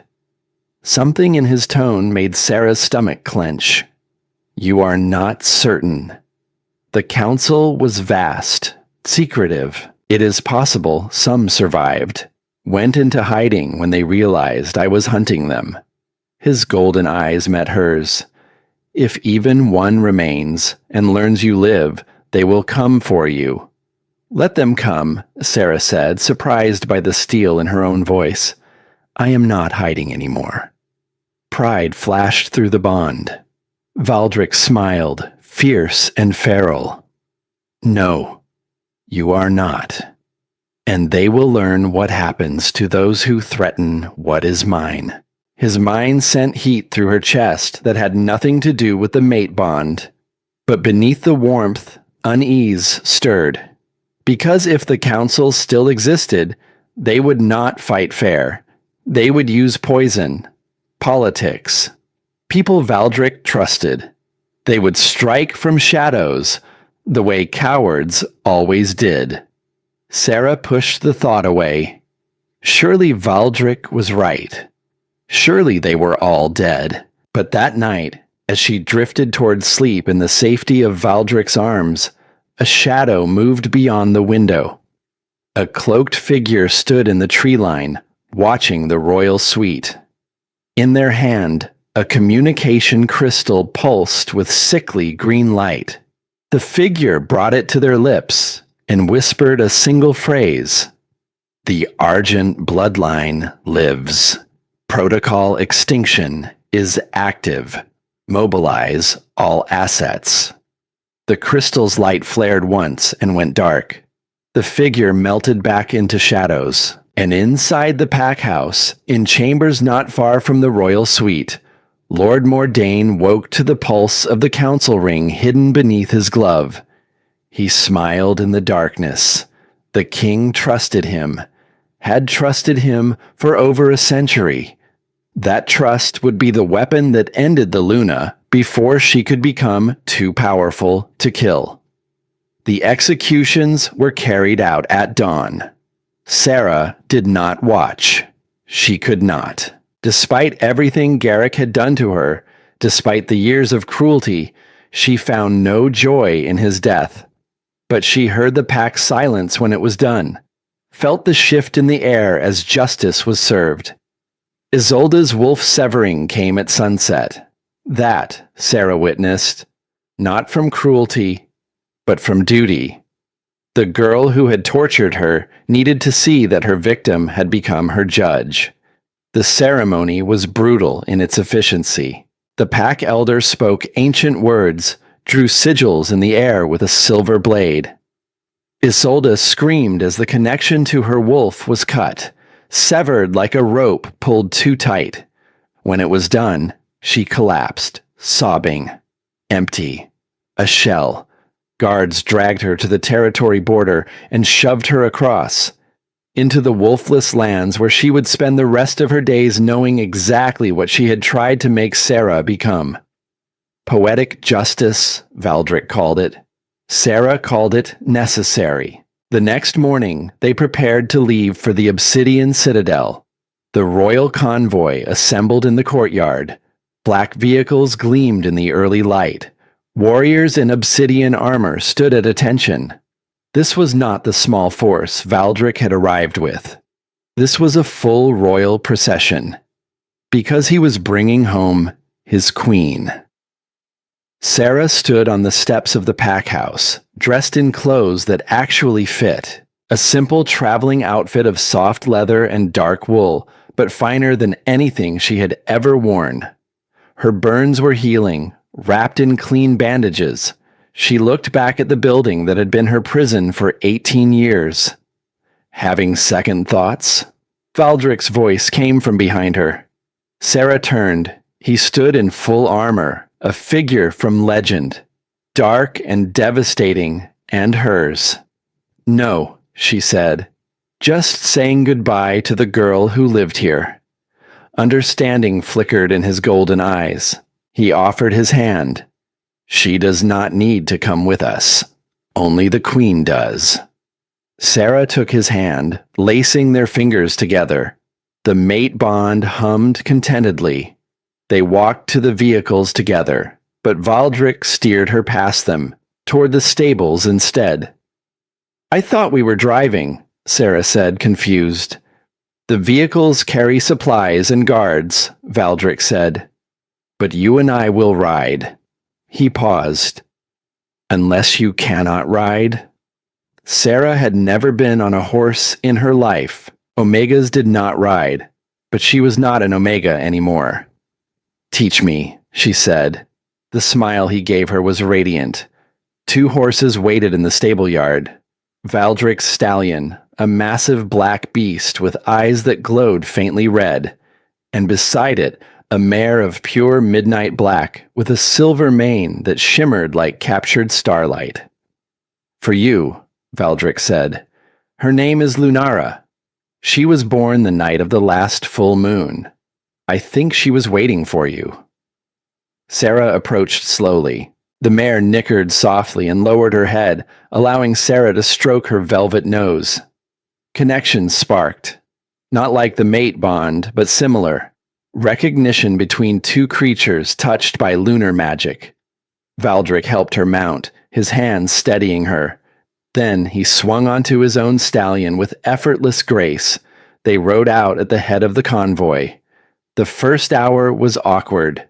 Sarah clung to the saddle, trying to find the rhythm, but Lunara was patient, adjusting her gait to make it easier. And Valdric rode beside her, close enough that their knees almost touched. Close enough that she could feel his presence like a warm anchor.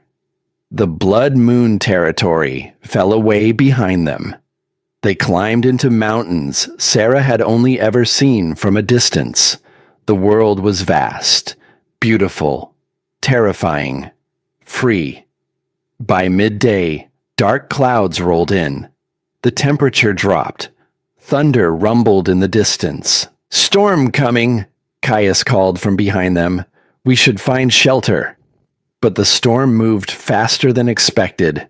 Within minutes, rain lashed down in sheets. Lightning split the sky. The horses nickered nervously. Sarah felt the storm's rage pressing against her skin, felt its chaos reaching for her. And without thinking, she reached back. Her hand lifted, palm open to the sky. Silver light bloomed from her fingertips. The storm paused. The rain still fell, but slower, gentler. The lightning retreated, rumbling its discontent but obeying. Around their convoy, a bubble of calm formed. Clear sky in the middle of the tempest. Sarah gasped, lowering her hand. The bubble held. She turned to find Valdric staring at her with undisguised awe. "You just calmed a storm," he said quietly, without even trying, without training. Sarah looked at her hand, still faintly glowing. "I did not know I could do that." "Your power is vast," Valdric said. "Instinctive. You will do things you do not expect." He urged his stallion closer until their legs pressed together. "You are magnificent." Heat flooded her cheeks. The mate bond flared with his pride, his desire, his absolute certainty that she was everything he had ever needed. They rode on through the calm bubble, leaving the storm raging harmlessly around them. And Sarah felt, for the first time in her life, powerful. They arrived at sunset on the third day. The obsidian citadel rose from the mountain like a dark crown. Towers of black stone soared toward the sky, sharp and imposing. Walls thick enough to withstand siege wrapped around the fortress. It was beautiful in a harsh, unforgiving way. A place built for war, not comfort. As they passed through the gates, Sarah felt it. A listlessness hanging over the citadel like fog. The stones felt cold, almost dead. Gardens stood empty, the soil cracked and dry. This was what Valdric had meant. The kingdom decaying without its Luna. People lined the streets to watch their king return, but their faces were gaunt, their clothes worn. They looked at the royal convoy with dull eyes, until they saw Syrah. Then whispers started, spreading like wildfire. "Is that her?" The Luna. The king found his Luna. Silver hair, moon-touched. Sarah's hair had changed. She had noticed it this morning. The dark brown was now streaked through with silver, like moonlight woven into night, a physical manifestation of her awakened power. The people stared. Some began to kneel. Others simply wept. Valdric helped her dismount in the main courtyard. Nobles and court officials assembled to greet them, all dressed in fine clothes that could not hide the same listlessness she had seen in the common folk. A severe man stepped forward, tall, with iron-gray hair and cold blue eyes. He bowed. "Your Majesty, welcome home. We did not expect you to return so soon, or with such joyous news." "Lord Mordain," Valdric said warmly, "may I present Seraphiel, my Luna, and your queen." Mordain's gaze shifted to Syrah. His smile was perfect, practiced. "My queen, what an unexpected blessing. We have longed for a Luna to grace these halls." Sarah extended her hand, as Valdric had taught her during the journey. The proper greeting. Mordain took it, bowing over her knuckles. The moment his skin touched hers, wrongness slammed through her senses. His scent. Beneath expensive oils and formal clothes, something rotted, like flowers left too long in water, decaying from within. The lunar intuition that had awakened with her wolf screamed danger. Threat. Enemy. Sarah pulled her hand back, perhaps too quickly. Mordain's smile never wavered. You must be weary from travel. I have prepared the royal chambers for your arrival. Thank you, old friend, Valdric said, clearly missing the undercurrent. Your service, as always, is invaluable. They moved inside. The citadel was grand, full of soaring ceilings and polished stone, but it felt hollow, empty. Sarah leaned close to Valdric as they climbed the stairs. How long have you known Lord Mordain? Over a century, Valdric said. He has been my advisor since before I took the throne. Why? Sarah hesitated. She had no proof, just instinct, just the screaming certainty that something was wrong with the man. No reason, she said finally. Just curious. But she would watch him, carefully. The days that followed were deceptively peaceful. Valdric gave Sarah a tour of the citadel, showing her the throne room, the libraries, the training yards. He introduced her to key members of court, to pack leaders who had traveled to swear fealty to their new queen. They all stared, some with hope, others with skepticism. The whispers followed wherever she went. Former Omega? No breeding, no training. Pretty enough, but can she lead? King should have chosen a noble, someone prepared for this. Sarah heard them all. Each whisper was a small cut, but Valdric's faith never wavered. He stood beside her at every function, his hand at the small of her back. A silent message to anyone who doubted. She is mine. Question her, and you question me. At night, they retired to the royal chambers. Vast rooms with a bed large enough for 6 people, draped in rich furs. Valdric was careful with her, gentle. They shared the bed, but he never pushed for more than she was ready to give. Instead, they talked. He told her stories of his long life. She told him about her mother, about the dreams she used to have of running free. And slowly, intimacy built. Not rushed, earned. One evening, he found her in the bathing chamber. A massive pool carved from stone, fed by hot springs deep beneath the mountain.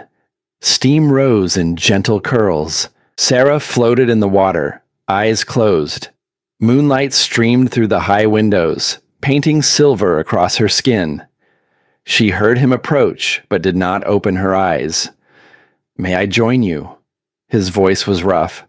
Yes. The water shifted as he entered. Sarah opened her eyes to find him watching her with an intensity that stole her breath. You are beautiful, he said quietly. But that is the least interesting thing about you. Sarah's throat tightened. What else interests you? He moved closer, slowly, giving her time to retreat if she wanted. Your strength, your kindness, despite cruelty, the way you healed that kitchen boy yesterday without being asked. Closer still, the way you look at the world like it is full of wonder, even though it gave you only pain. He stopped just before touching her. Water lapped between them. You interest me, Seraphiel. All of you. I could spend 1,000 years learning you and never be bored. Sarah reached out and touched his face, traced the scar through his eyebrow. How did you get this? Pain flickered through the bond. A battle, long ago. I was trying to save a family from rogues. I failed. They died. I carry the scar to remember. You carry everyone's pain, Sarah said softly. Who carries yours? Valdric's eyes widened, as if no one had ever asked him that. You do, he said finally. Through the bond, for the first time in 500 years, I am not alone with it. Sarah pulled him closer, wrapping her arms around his neck. He held her carefully, as if she might break. They stayed like that, tangled together in moonlit water, until the bond glowed warm and golden between them. Not rushed, not desperate, just connection, deep and real and growing. Sarah began to explore the citadel alone, not because Valdric did not want to accompany her, but because she needed to understand her new home on her own terms. She discovered gardens long abandoned, their soil cracked and dead. Without thinking, she knelt and pressed her palms to the earth. Silver light pulsed from her hands. The soil warmed. Cracked ground smoothed. And within moments, green shoots pushed through, reaching for the sun. Sarah gasped and pulled back, but the plants kept growing. Flowers bloomed in impossible colors. Vines climbed the walls, covering dead stone in living green. By evening, the garden was transformed, vibrant, alive. Servants found it, and word spread quickly. The queen had brought life back to dead places. Sarah did not mean to make a habit of it, but healing seemed to follow her. She walked through the kitchens and spoiled food became fresh again. She passed through the stables and sick horses recovered overnight. The citadel itself seemed to respond to her presence. Stone that had felt cold and dead warmed. Colors brightened. Even the air felt cleaner, easier to breathe. One afternoon, she found a child in the servants' quarters. A boy, no more than 6, burning with fever. His mother wept beside him, helpless. Sarah did not hesitate. She knelt beside the bed and placed a hand on the child's forehead. Silver light flowed from her palm, gentle as moonlight. She felt the infection, a dark knot in his lungs. Her power wrapped around it, drawing it out. The boy's fever broke. Color returned to his cheeks. He opened his eyes and smiled. His mother fell to her knees before Sarah, sobbing gratitude. Word spread faster after that. The queen heals. The queen brings life. The queen is blessed. Skepticism began to shift. Hope replaced doubt. And Sarah started to believe she might actually be able to do this, to be what they needed. Valdric found her in the training yard one morning. She stood at the edge, watching warriors spar. Their movements were brutal and efficient. Nothing like the sacred dance she had performed. "Would you like to learn?" Valdric asked. Sarah turned. "To fight? To defend yourself?" His golden eyes were serious. "I will protect you with my life, but I cannot always be at your side. I need to know you can protect yourself when I am not there." Fear flickered through her, but beneath it, something else. Curiosity. "Yes," she said. "Teach me." He smiled, fierce and proud. They started with basics. Stance. Balance. How to move efficiently. Valdric was a patient teacher, guiding her body into position. His hands on her hips, adjusting. His chest pressed to her back as he showed her proper form. Every touch sent heat through her. The mate bond hummed with awareness. "Focus," he murmured in her ear, voice rough. "Or I will think you are distracted." "I am distracted," Sarah admitted. "You are very distracting."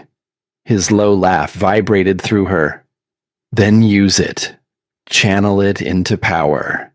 He handed her a training sword, wooden but weighted to feel real. "Attack me," he commanded. Sarah hesitated. "I cannot." "You can. I am giving you permission. Attack." She swung awkwardly. He dodged easily, moving with liquid grace. Again. Faster. She tried. He caught her wrist, twisted gently, and suddenly she was disarmed. "Your strength is not in your muscles," he said. "It is in your power. Your wolf. Let her guide you."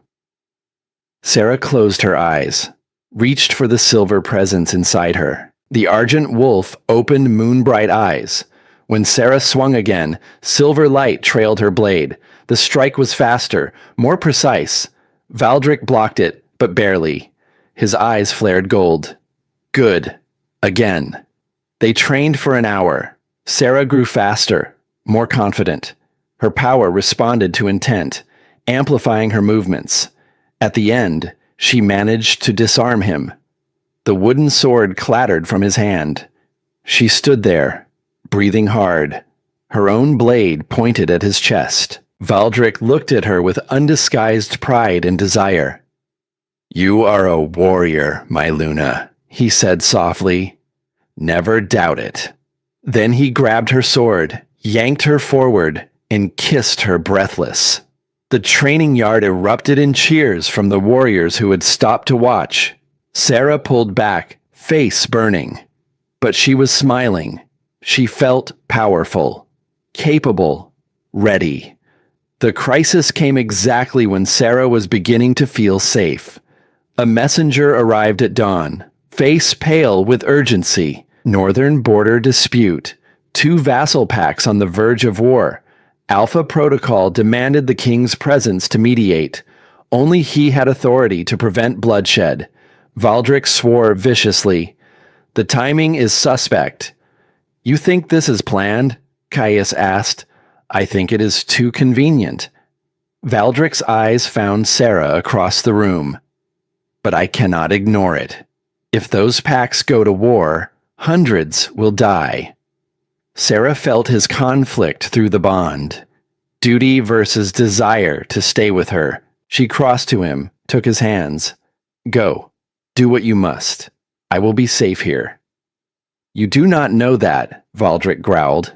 "If the council still exists, this could be a trap to separate us." "Then leave Caius and the royal guard. I will not leave the royal wing. And I am not helpless anymore." She smiled slightly.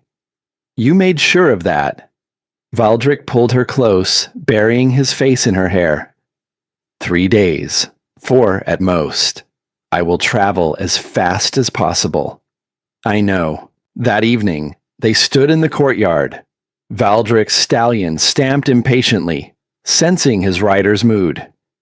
"Do not leave the royal wing," Valdric repeated for the 10th time.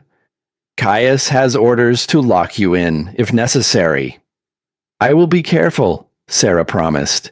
He cupped her face in both hands, golden eyes burning into hers. "You are mine.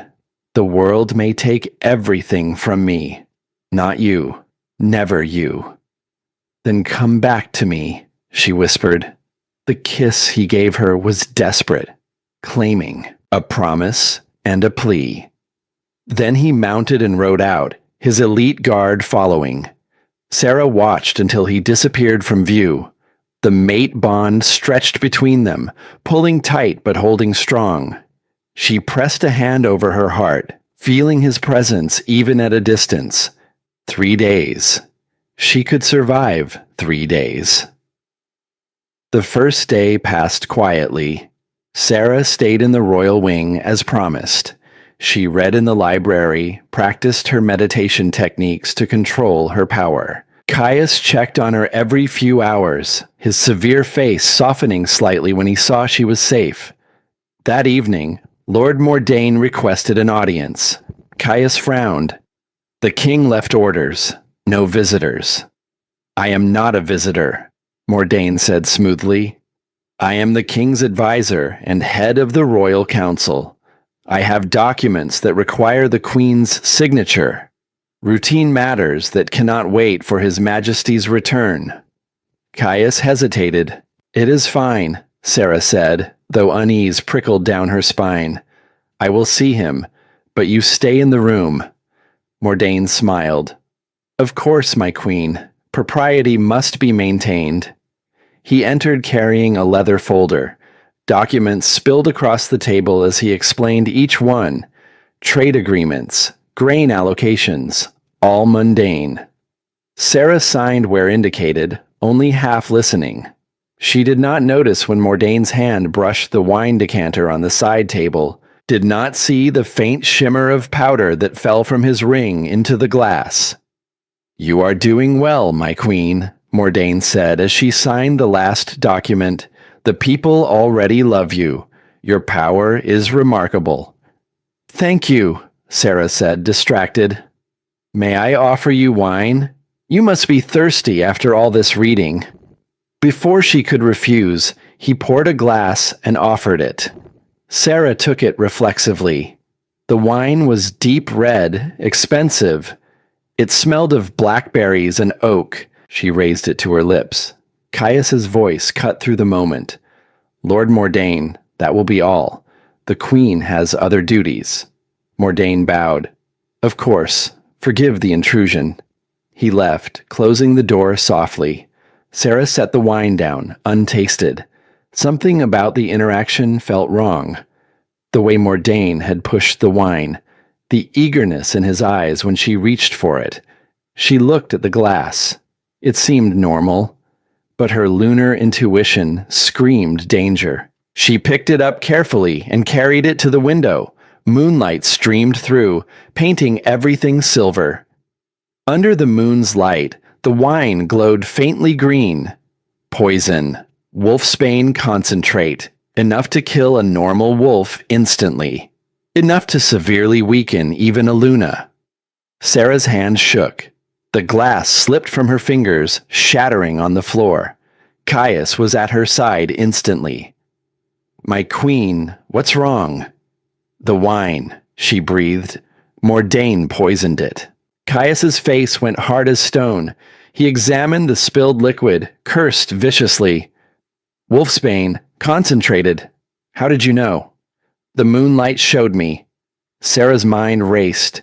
He is counsel. He has to be. This was the trap. Separate me from Valdric and kill me while he is gone. We need to send word to the king, Caius said immediately. No. Sarah's voice was steady despite her fear. The border crisis is likely fake too. If Valdric turns back, the vassal pacts may actually go to war. People will die. You are more important than... I am not. Sarah met his eyes. I am Luna. My duty is to the people, even above my own life. That is what Valdric taught me. Caius looked torn. Mordain does not know his poison failed, Sarah continued. We use that. We let him think I am dead. Draw him out. It is too dangerous. It is the only way. Caius argued for an hour, but Sarah was immovable. Finally, he agreed, but only with extensive precautions. They staged her death carefully. Sarah drank a potion the palace healer provided, one that would slow her heartbeat and breathing to nearly nothing. She would appear dead for several hours. Caius spread word that the queen had taken ill, that she had collapsed, that despite all efforts, she had passed in the night. The citadel descended into chaos, and that night they came. Sarah lay on the royal bed, her breathing so shallow it was nearly invisible. But her power was wide awake, senses extended. She felt them approach, 6 signatures moving with practiced stealth through the royal wing. Assassins. The door to her chamber opened silently. Moonlight spilled across the floor. 6 figures in dark armor entered, faces hidden behind masks. They carried blades coated in a substance that shimmered sickly green. More wolfsbane. Enough to kill her if the poison had not. They surrounded the bed. One reached out to check if she was truly dead. Sarah's eyes opened. Silver fire blazed in her gaze. Before the assassin could react, she moved. Power exploded from her in a concussive wave. Pure lunar energy slammed into the attackers, throwing them backward into the walls, hard enough to crack stone. Sarah rolled from the bed, her nightgown billowing. She landed in a crouch, hands glowing with silver light. The assassins recovered faster than expected. They were trained, skilled. They attacked as one. Sarah dodged the first blade, muscle memory from Valdric's training kicking in. She caught the assassin's wrist and channeled power through the contact. Silver fire raced up his arm. He screamed, a horrible sound, as the lunar energy severed his connection to his wolf. The man collapsed, his spirit broken. 2 more lunged. Sarah thrust out both hands.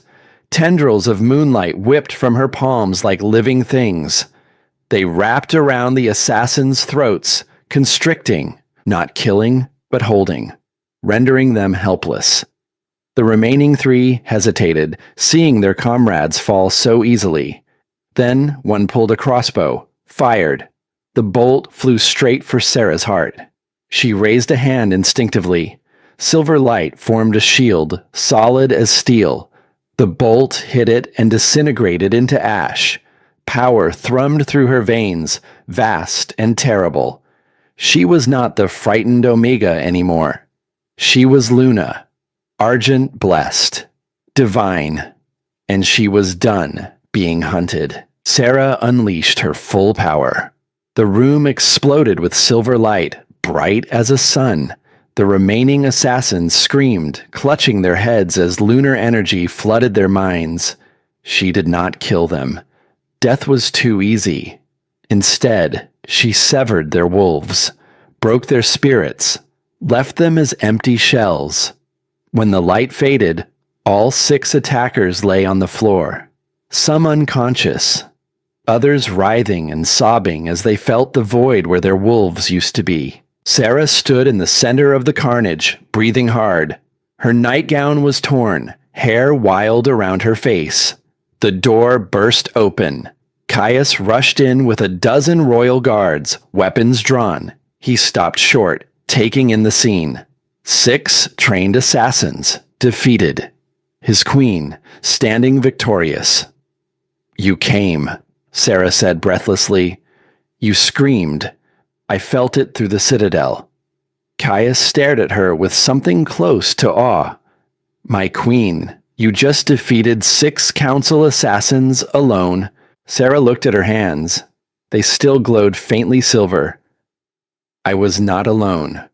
My wolf was with me." Then her legs gave out. Caius caught her before she hit the floor. The power drain was immense. She had used more magic in those few minutes than she ever had before. "Get the healer," Caius barked, "and find Lord Mordain. Now." Valdric felt it. 120 miles away, in a war tent at the northern border, he felt her pain slam through the mate bond like a knife. His head snapped up. Power exploded from him in a shockwave that knocked over furniture and made every wolf in the tent drop to their knees. "Sarah," he snarled. He shifted before conscious thought finished. His clothes shredded as the massive, dire wolf emerged, dark as a starless night, eyes burning molten gold.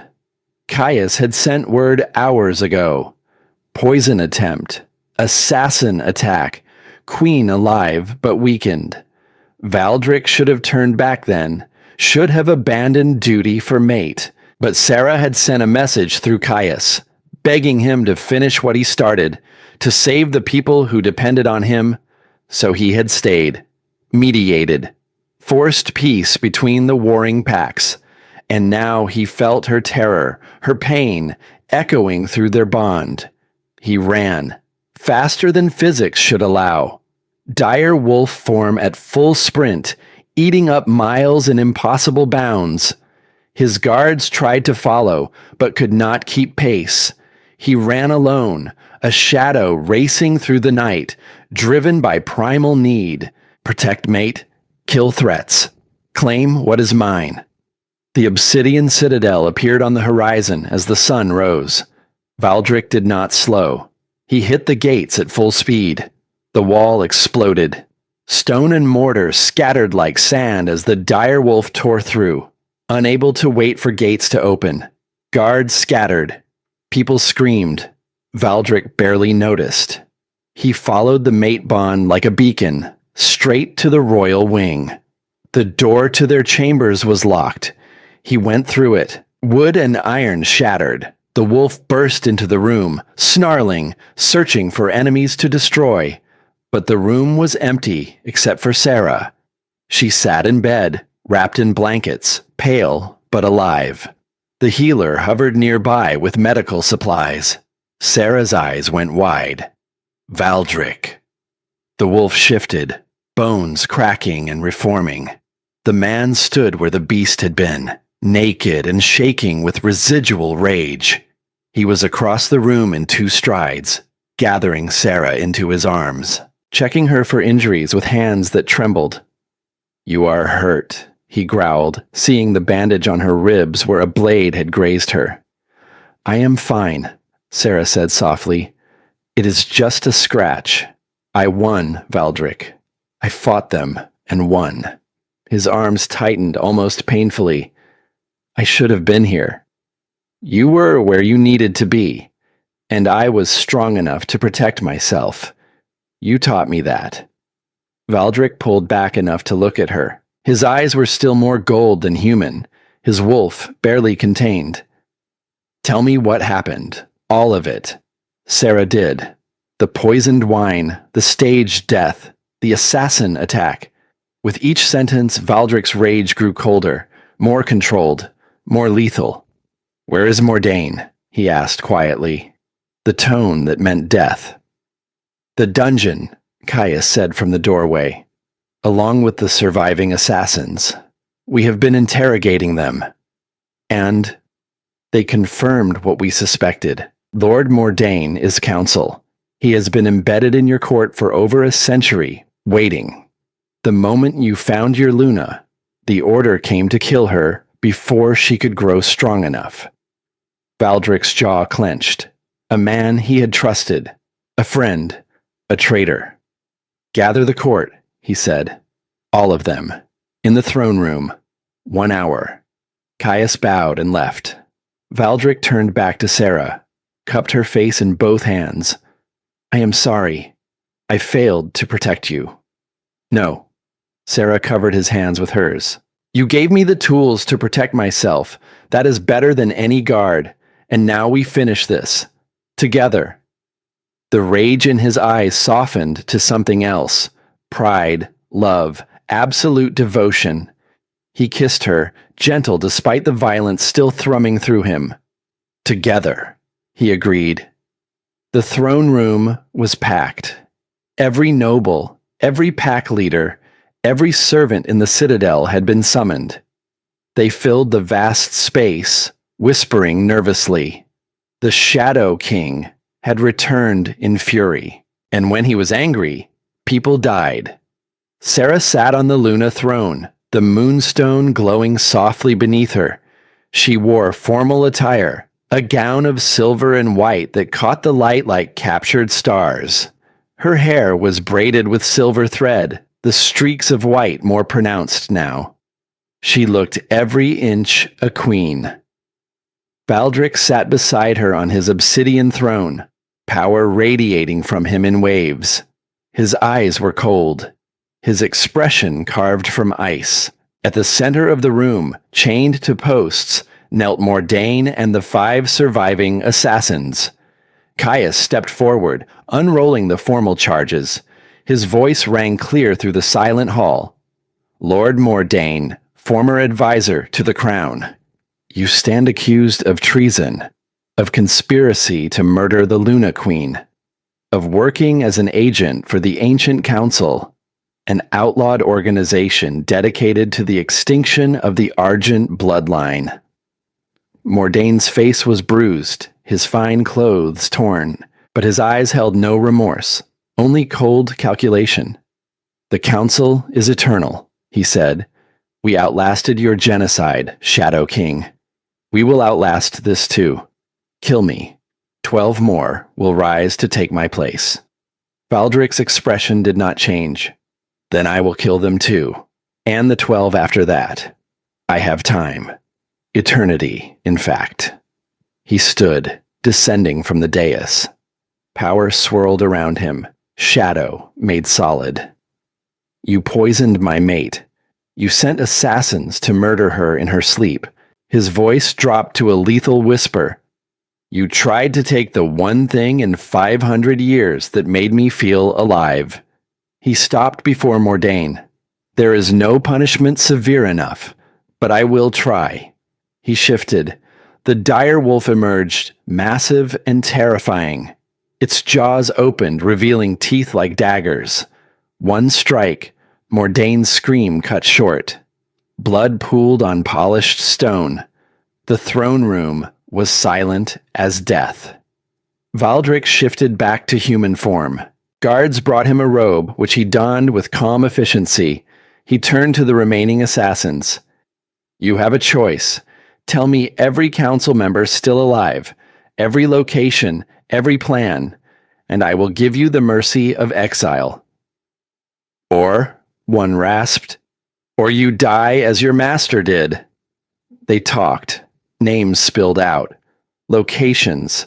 12 council members scattered across kingdoms. Hidden. Waiting. Valdric committed every name to memory. When they finished, he nodded to the guards. Strip their wolves. Exile them to the wolfless lands. The ceremony was brutal and efficient. When it was done, Valdric returned to the dais, but he did not sit. He knelt before Sarah's throne. The entire court gasped. My queen, Valdric said, his voice carrying to every corner. You have proven yourself in ways I never dreamed. You survived abuse that should have broken you. You awakened power that had been lost for a millennium, and last night you defended yourself against trained killers, and won. He took her hand. You do not need me to protect you. You are strong enough to protect yourself, to protect our people. You are everything a Luna should be, everything I have waited for. He looked up at her, golden eyes blazing. Will you accept this crown, this kingdom, this king who kneels before you and begs you to stay? Sarah's throat tightened. She slid from the throne and knelt before him, taking both his hands. I accept, not because you are a king, but because you are mine. She pulled him up. They stood together, facing the court. Valdric's voice rang out. Kneel before your silver queen. As one, every wolf in the throne room dropped to their knees. Nobles, warriors, servants, all bowing to the Omega who became Luna. Sarah felt it, the weight of their hope, their faith, their need for her to succeed. And beneath the fear, she felt certainty. She could do this. She would do this. Because she was no longer invisible. She was seen. She was loved. She was queen. Spring came to the obsidian citadel like a lover's gentle touch. Sarah stood at the window of the royal chambers, watching the sun paint gold across mountains that had once looked cold and dead. Now they bloomed. Wildflowers carpeted the slopes in impossible colors. Trees that had been bare skeletons 6 months ago now rustled with green leaves. The land itself had healed. She pressed a hand to her swollen belly, feeling the flutter of movement within. 7 months pregnant, carrying the future heir to the Shadow Throne. A daughter, the healer said, strong and healthy. Sarah smiled, stroking the curve of her stomach. Good morning, little one. Your father will be back soon. As if summoned by her words, the door opened. Valdric entered, still wearing travel clothes.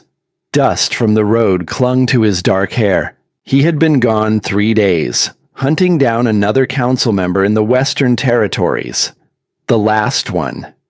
His eyes found her immediately. They always did. The mate bond pulled his attention to her the moment he entered any room. You should be resting, he said, crossing to her with that liquid grace that still made her breath catch. I have been resting for 7 months, Sarah replied, turning into his embrace. I am fine. We are fine. His arms wrapped around her, careful of her belly. He pressed his face into her hair and breathed deep, scent marking her. I missed you, he murmured against her temple. It was 3 days. 3 days too long. He pulled back enough to cup her face, golden eyes searching. You are well? No complications? None. The baby is strong. She kicks like a warrior already. Pride and wonder flooded through the mate bond. Valdric knelt, pressing his forehead to Sarah's belly.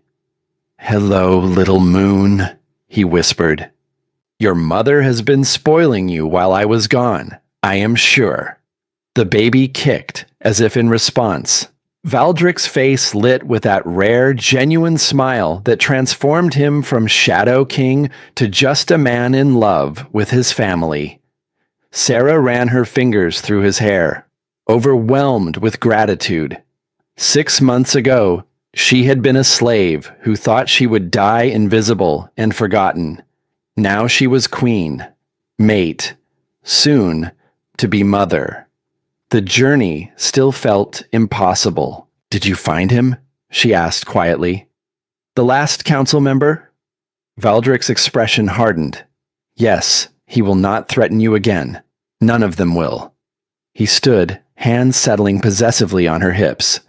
"It is done, Sarah. The ancient council is extinct. Truly extinct this time. I made sure of it." Relief flooded through her. "Then we are safe." "You are safe," he corrected. "You and our daughter. That is all that matters." He kissed her, slow and deep and full of promise. When they finally broke apart, Sarah was breathless. "The court is gathering for the spring festival tonight. We should prepare." "Let them wait," Valdric growled, nuzzling her neck.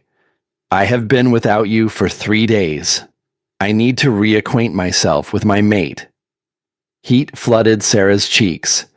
Even after 6 months, he could still make her blush with a look, a touch, a low rumble of want in his voice.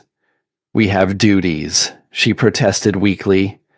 "They can wait an hour." His teeth grazed her earlobe. "Please, my Luna, let me worship you properly." How could she refuse when he asked like that? That evening, the citadel blazed with light and life. The spring festival was an ancient tradition celebrating the return of warmth after long winter. But this year, it held special meaning. This was the first spring in 1,000 years where the kingdom had both its Shadow King and its Silver Queen. Balance restored, prophecy fulfilled. Sarah stood before the mirror in their chambers, adjusting the crown of silver and moonstone that rested on her braided hair. Her gown was deep blue, the color of twilight, embroidered with silver stars. It flowed over her pregnant belly, beautiful and regal. She looked like a queen. The thought still startled her sometimes. Valdric appeared behind her in the mirror, devastating in formal black and silver. He placed a necklace around her throat, a new piece to replace the moonstone charm that had shattered. This one was wrought from pure silver, shaped like a crescent moon cradling a small diamond star. "It is beautiful," Sarah breathed. "It is nothing compared to you." Valdric's hands settled on her shoulders. "Are you ready?" "As I will ever be." They descended to the great hall together. Music swelled as they entered. Every wolf in the citadel had gathered, dressed in their finest, faces alight with genuine joy. The change in the court over the past 6 months was remarkable. Where once there had been listlessness and decay, now there was vitality, health, hope. Sarah's presence had healed more than just the land. She had healed the people. They took their places on the dais. Valdric helped Sarah settle onto her throne, solicitous of her comfort. The feast began. Food and wine flowed freely. Musicians played. Wolves laughed and danced without fear. It was beautiful. Halfway through the evening, a small figure approached the dais. Emmeline, the child Sarah had shared her food with in the Blood Moon Pack. She was 9 now, slightly taller, her face fuller from regular meals. She wore the uniform of the Junior Guard Corps, silver and black, training to be a royal protector. She bowed formally. "Your Majesties, may I speak?" "Of course, Emmeline," Sarah said warmly. The girl straightened. In a clear voice that carried through the hall, she said, 6 months ago, I made a promise. I said when I grew up, I would protect the queen who showed me kindness when she had nothing to give. She drew a small dagger from her belt and held it across both palms. I offer my blade and my life to the Silver Queen. I am hers to command. Tears pricked Sarah's eyes. She rose carefully and descended from the dais. The hall fell silent, watching. Sarah took the blade, then handed it back. I accept your oath, Emmeline, but you do not serve me because you owe me. You serve because you choose to. That is the difference between a slave and a guardian. She pulled the girl into a gentle hug. Thank you for remembering that scared woman who shared her bread.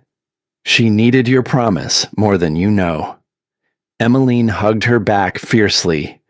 I will never forget her, or you.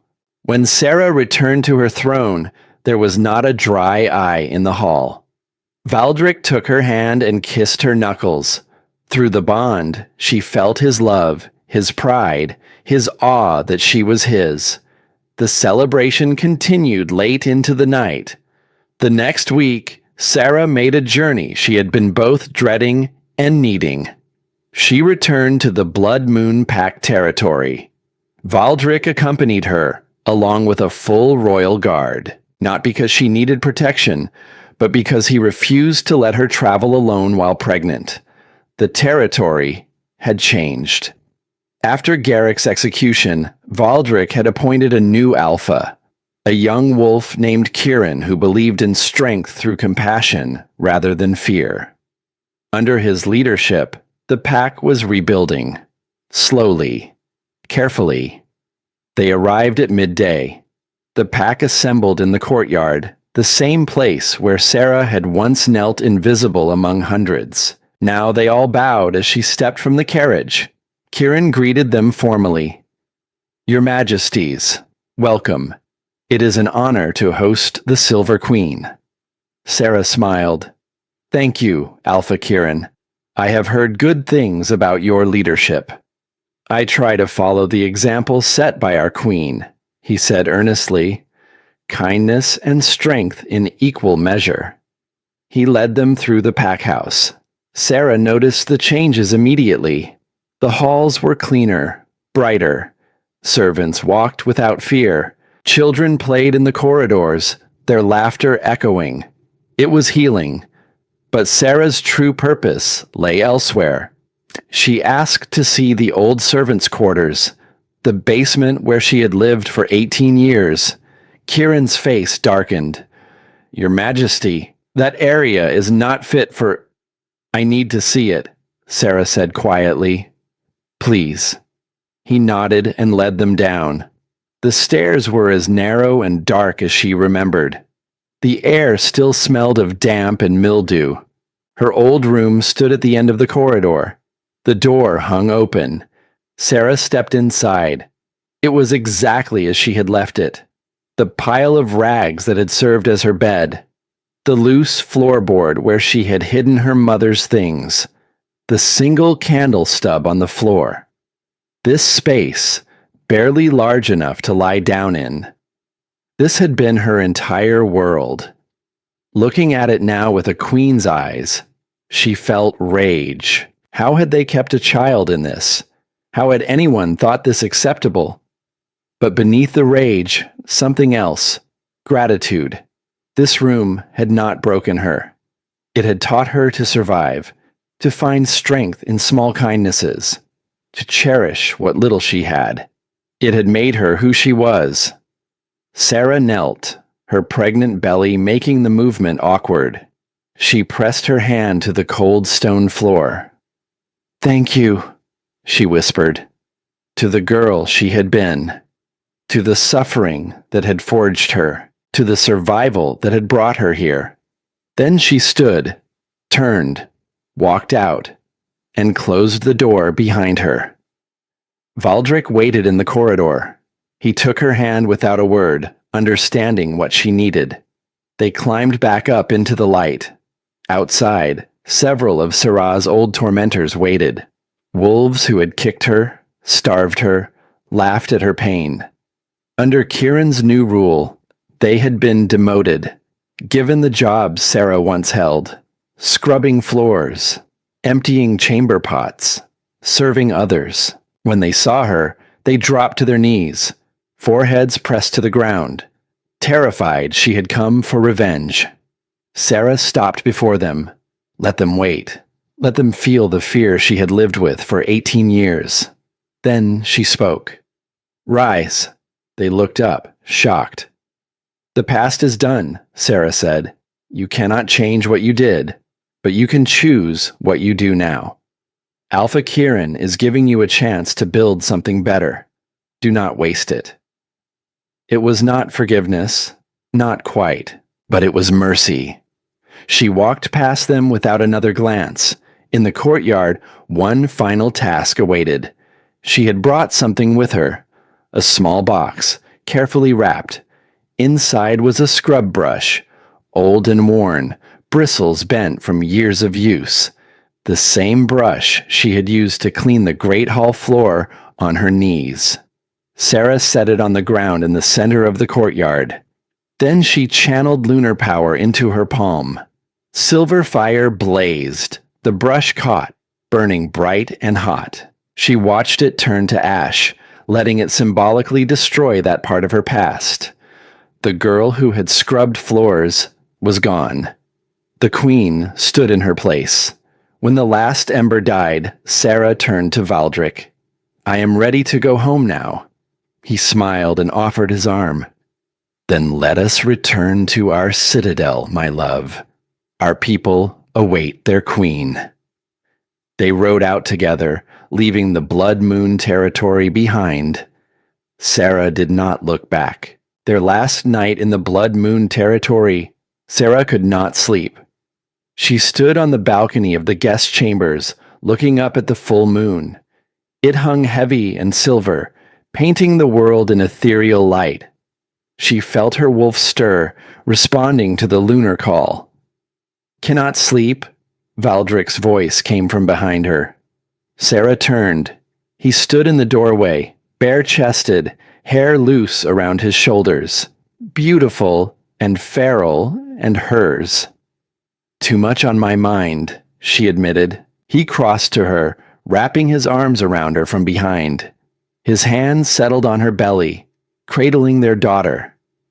What troubles you, my Luna? Sarah leaned back against his solid warmth. I keep thinking about the girl I was, the one who scrubbed these floors, who prayed every night to disappear. And I wonder what she would think if she could see me now. Queen, mate, mother. Sarah's voice cracked slightly. I wonder if she would believe it was real. Valdric turned her gently in his arms, tipped her chin up so she had to meet his golden gaze. She would believe it, he said fiercely. Because she survived long enough to become you. Every beating, every cruel word, every night she went to bed hungry, she endured. She never gave up hope that someday things would be better. He cupped her face. And they are better. Not because of fate or prophecy or divine intervention. Because she was strong enough to survive until I found her. Because she chose kindness when the world only showed her cruelty. Because she became something greater than her suffering. Tears streamed down Sarah's face. I was so scared. All the time. For 18 years. I know. Valdric's thumbs brushed away her tears. But you are not scared anymore, are you? Sarah thought about it. Really thought. She was queen of the most powerful kingdom in the realm. She had awakened power that had been lost for a millennium. She had defeated assassins and survived poison. She carried the future heir in her womb. And she was loved. Truly, deeply loved by a king who would burn the world to keep her safe. No, she whispered. I am not scared anymore. Valdric smiled. Then he did something she did not expect. He knelt before her, there on the balcony under the full moon. "When we first met, I knelt because you were Luna," he said quietly. "Divine, prophesied, my destined mate." He took both her hands. "But I kneel now for a different reason. Because you are Seraphiel, the woman who showed kindness to a hungry child when she had nothing, who chose mercy over vengeance, who healed a dying kingdom simply by existing in it." His eyes glowed gold. "I kneel because you are worthy, not of a king, but of love, true love, the kind that sees every scar and loves you more because of them." Sarah's breath caught. "I kneel," Valdric finished, "because 500 years of searching led me to you, and I would search 500 more if it meant one more day by your side." Sarah pulled him to his feet and kissed him with everything she had, gratitude and love and fierce joy. When they finally broke apart, she whispered against his lips, "No more kneeling. We stand together, king and queen, shadow and silver, equal." "Equal," he agreed. Above them, the moon shone bright and full, and in the distance, 2 wolves howled, one shadow, one silver, their voices intertwining in perfect harmony. 3 months later, on a night when the moon hung full and heavy, Seraphiel went into labor. The royal healers attended her, but it was Valdric who held her hand through every contraction, who whispered encouragement and love and promises that she was strong enough to do this. And when their daughter finally arrived, screaming her fury at the world, Sarah wept with joy. The baby was perfect. 10 fingers, 10 toes. A crown of dark hair with silver streaks, just like her mother, and when she opened her eyes, they blazed molten gold, shadow and silver, perfectly balanced. Valdric held his daughter with shaking hands, this ancient king reduced to awestruck father by a tiny, wrinkled infant. "She is magnificent," he breathed. "She is ours," Sarah corrected softly. They named her Lunara, moon-blessed. And when Valdric placed the baby in Sarah's arms, when the 3 of them sat together in the quiet aftermath of birth, Sarah felt complete. She had been invisible, broken, forgotten, but she had survived. She had fought. She had loved. And now she had everything she had ever dreamed of, and so much more. The prophecy was fulfilled. The kingdom was healed. The bloodline continued. But more than that, she was happy. Truly, deeply happy. "What are you thinking?" Valdric asked, stroking their daughter's tiny hand. Sarah smiled. "I am thinking about a girl who once scrubbed floors and prayed to disappear, and I am grateful she never gave up, because if she had, she would never have lived to see this moment." She looked up at her mate, her king, the father of her child. "I am thinking," she continued, "that the invisible girl finally found a reason to be seen. And it was not a crown or a throne or divine power." "What was it?" Valdric asked softly. "Love." Sarah's voice was steady, certain. She learned that being seen by one person who truly loves you is worth more than being invisible to thousands who do not. Valdric leaned down and kissed her forehead. "Then let me see you, my Sarah, every day for the rest of eternity. Let me love you until the stars burn out and the world ends."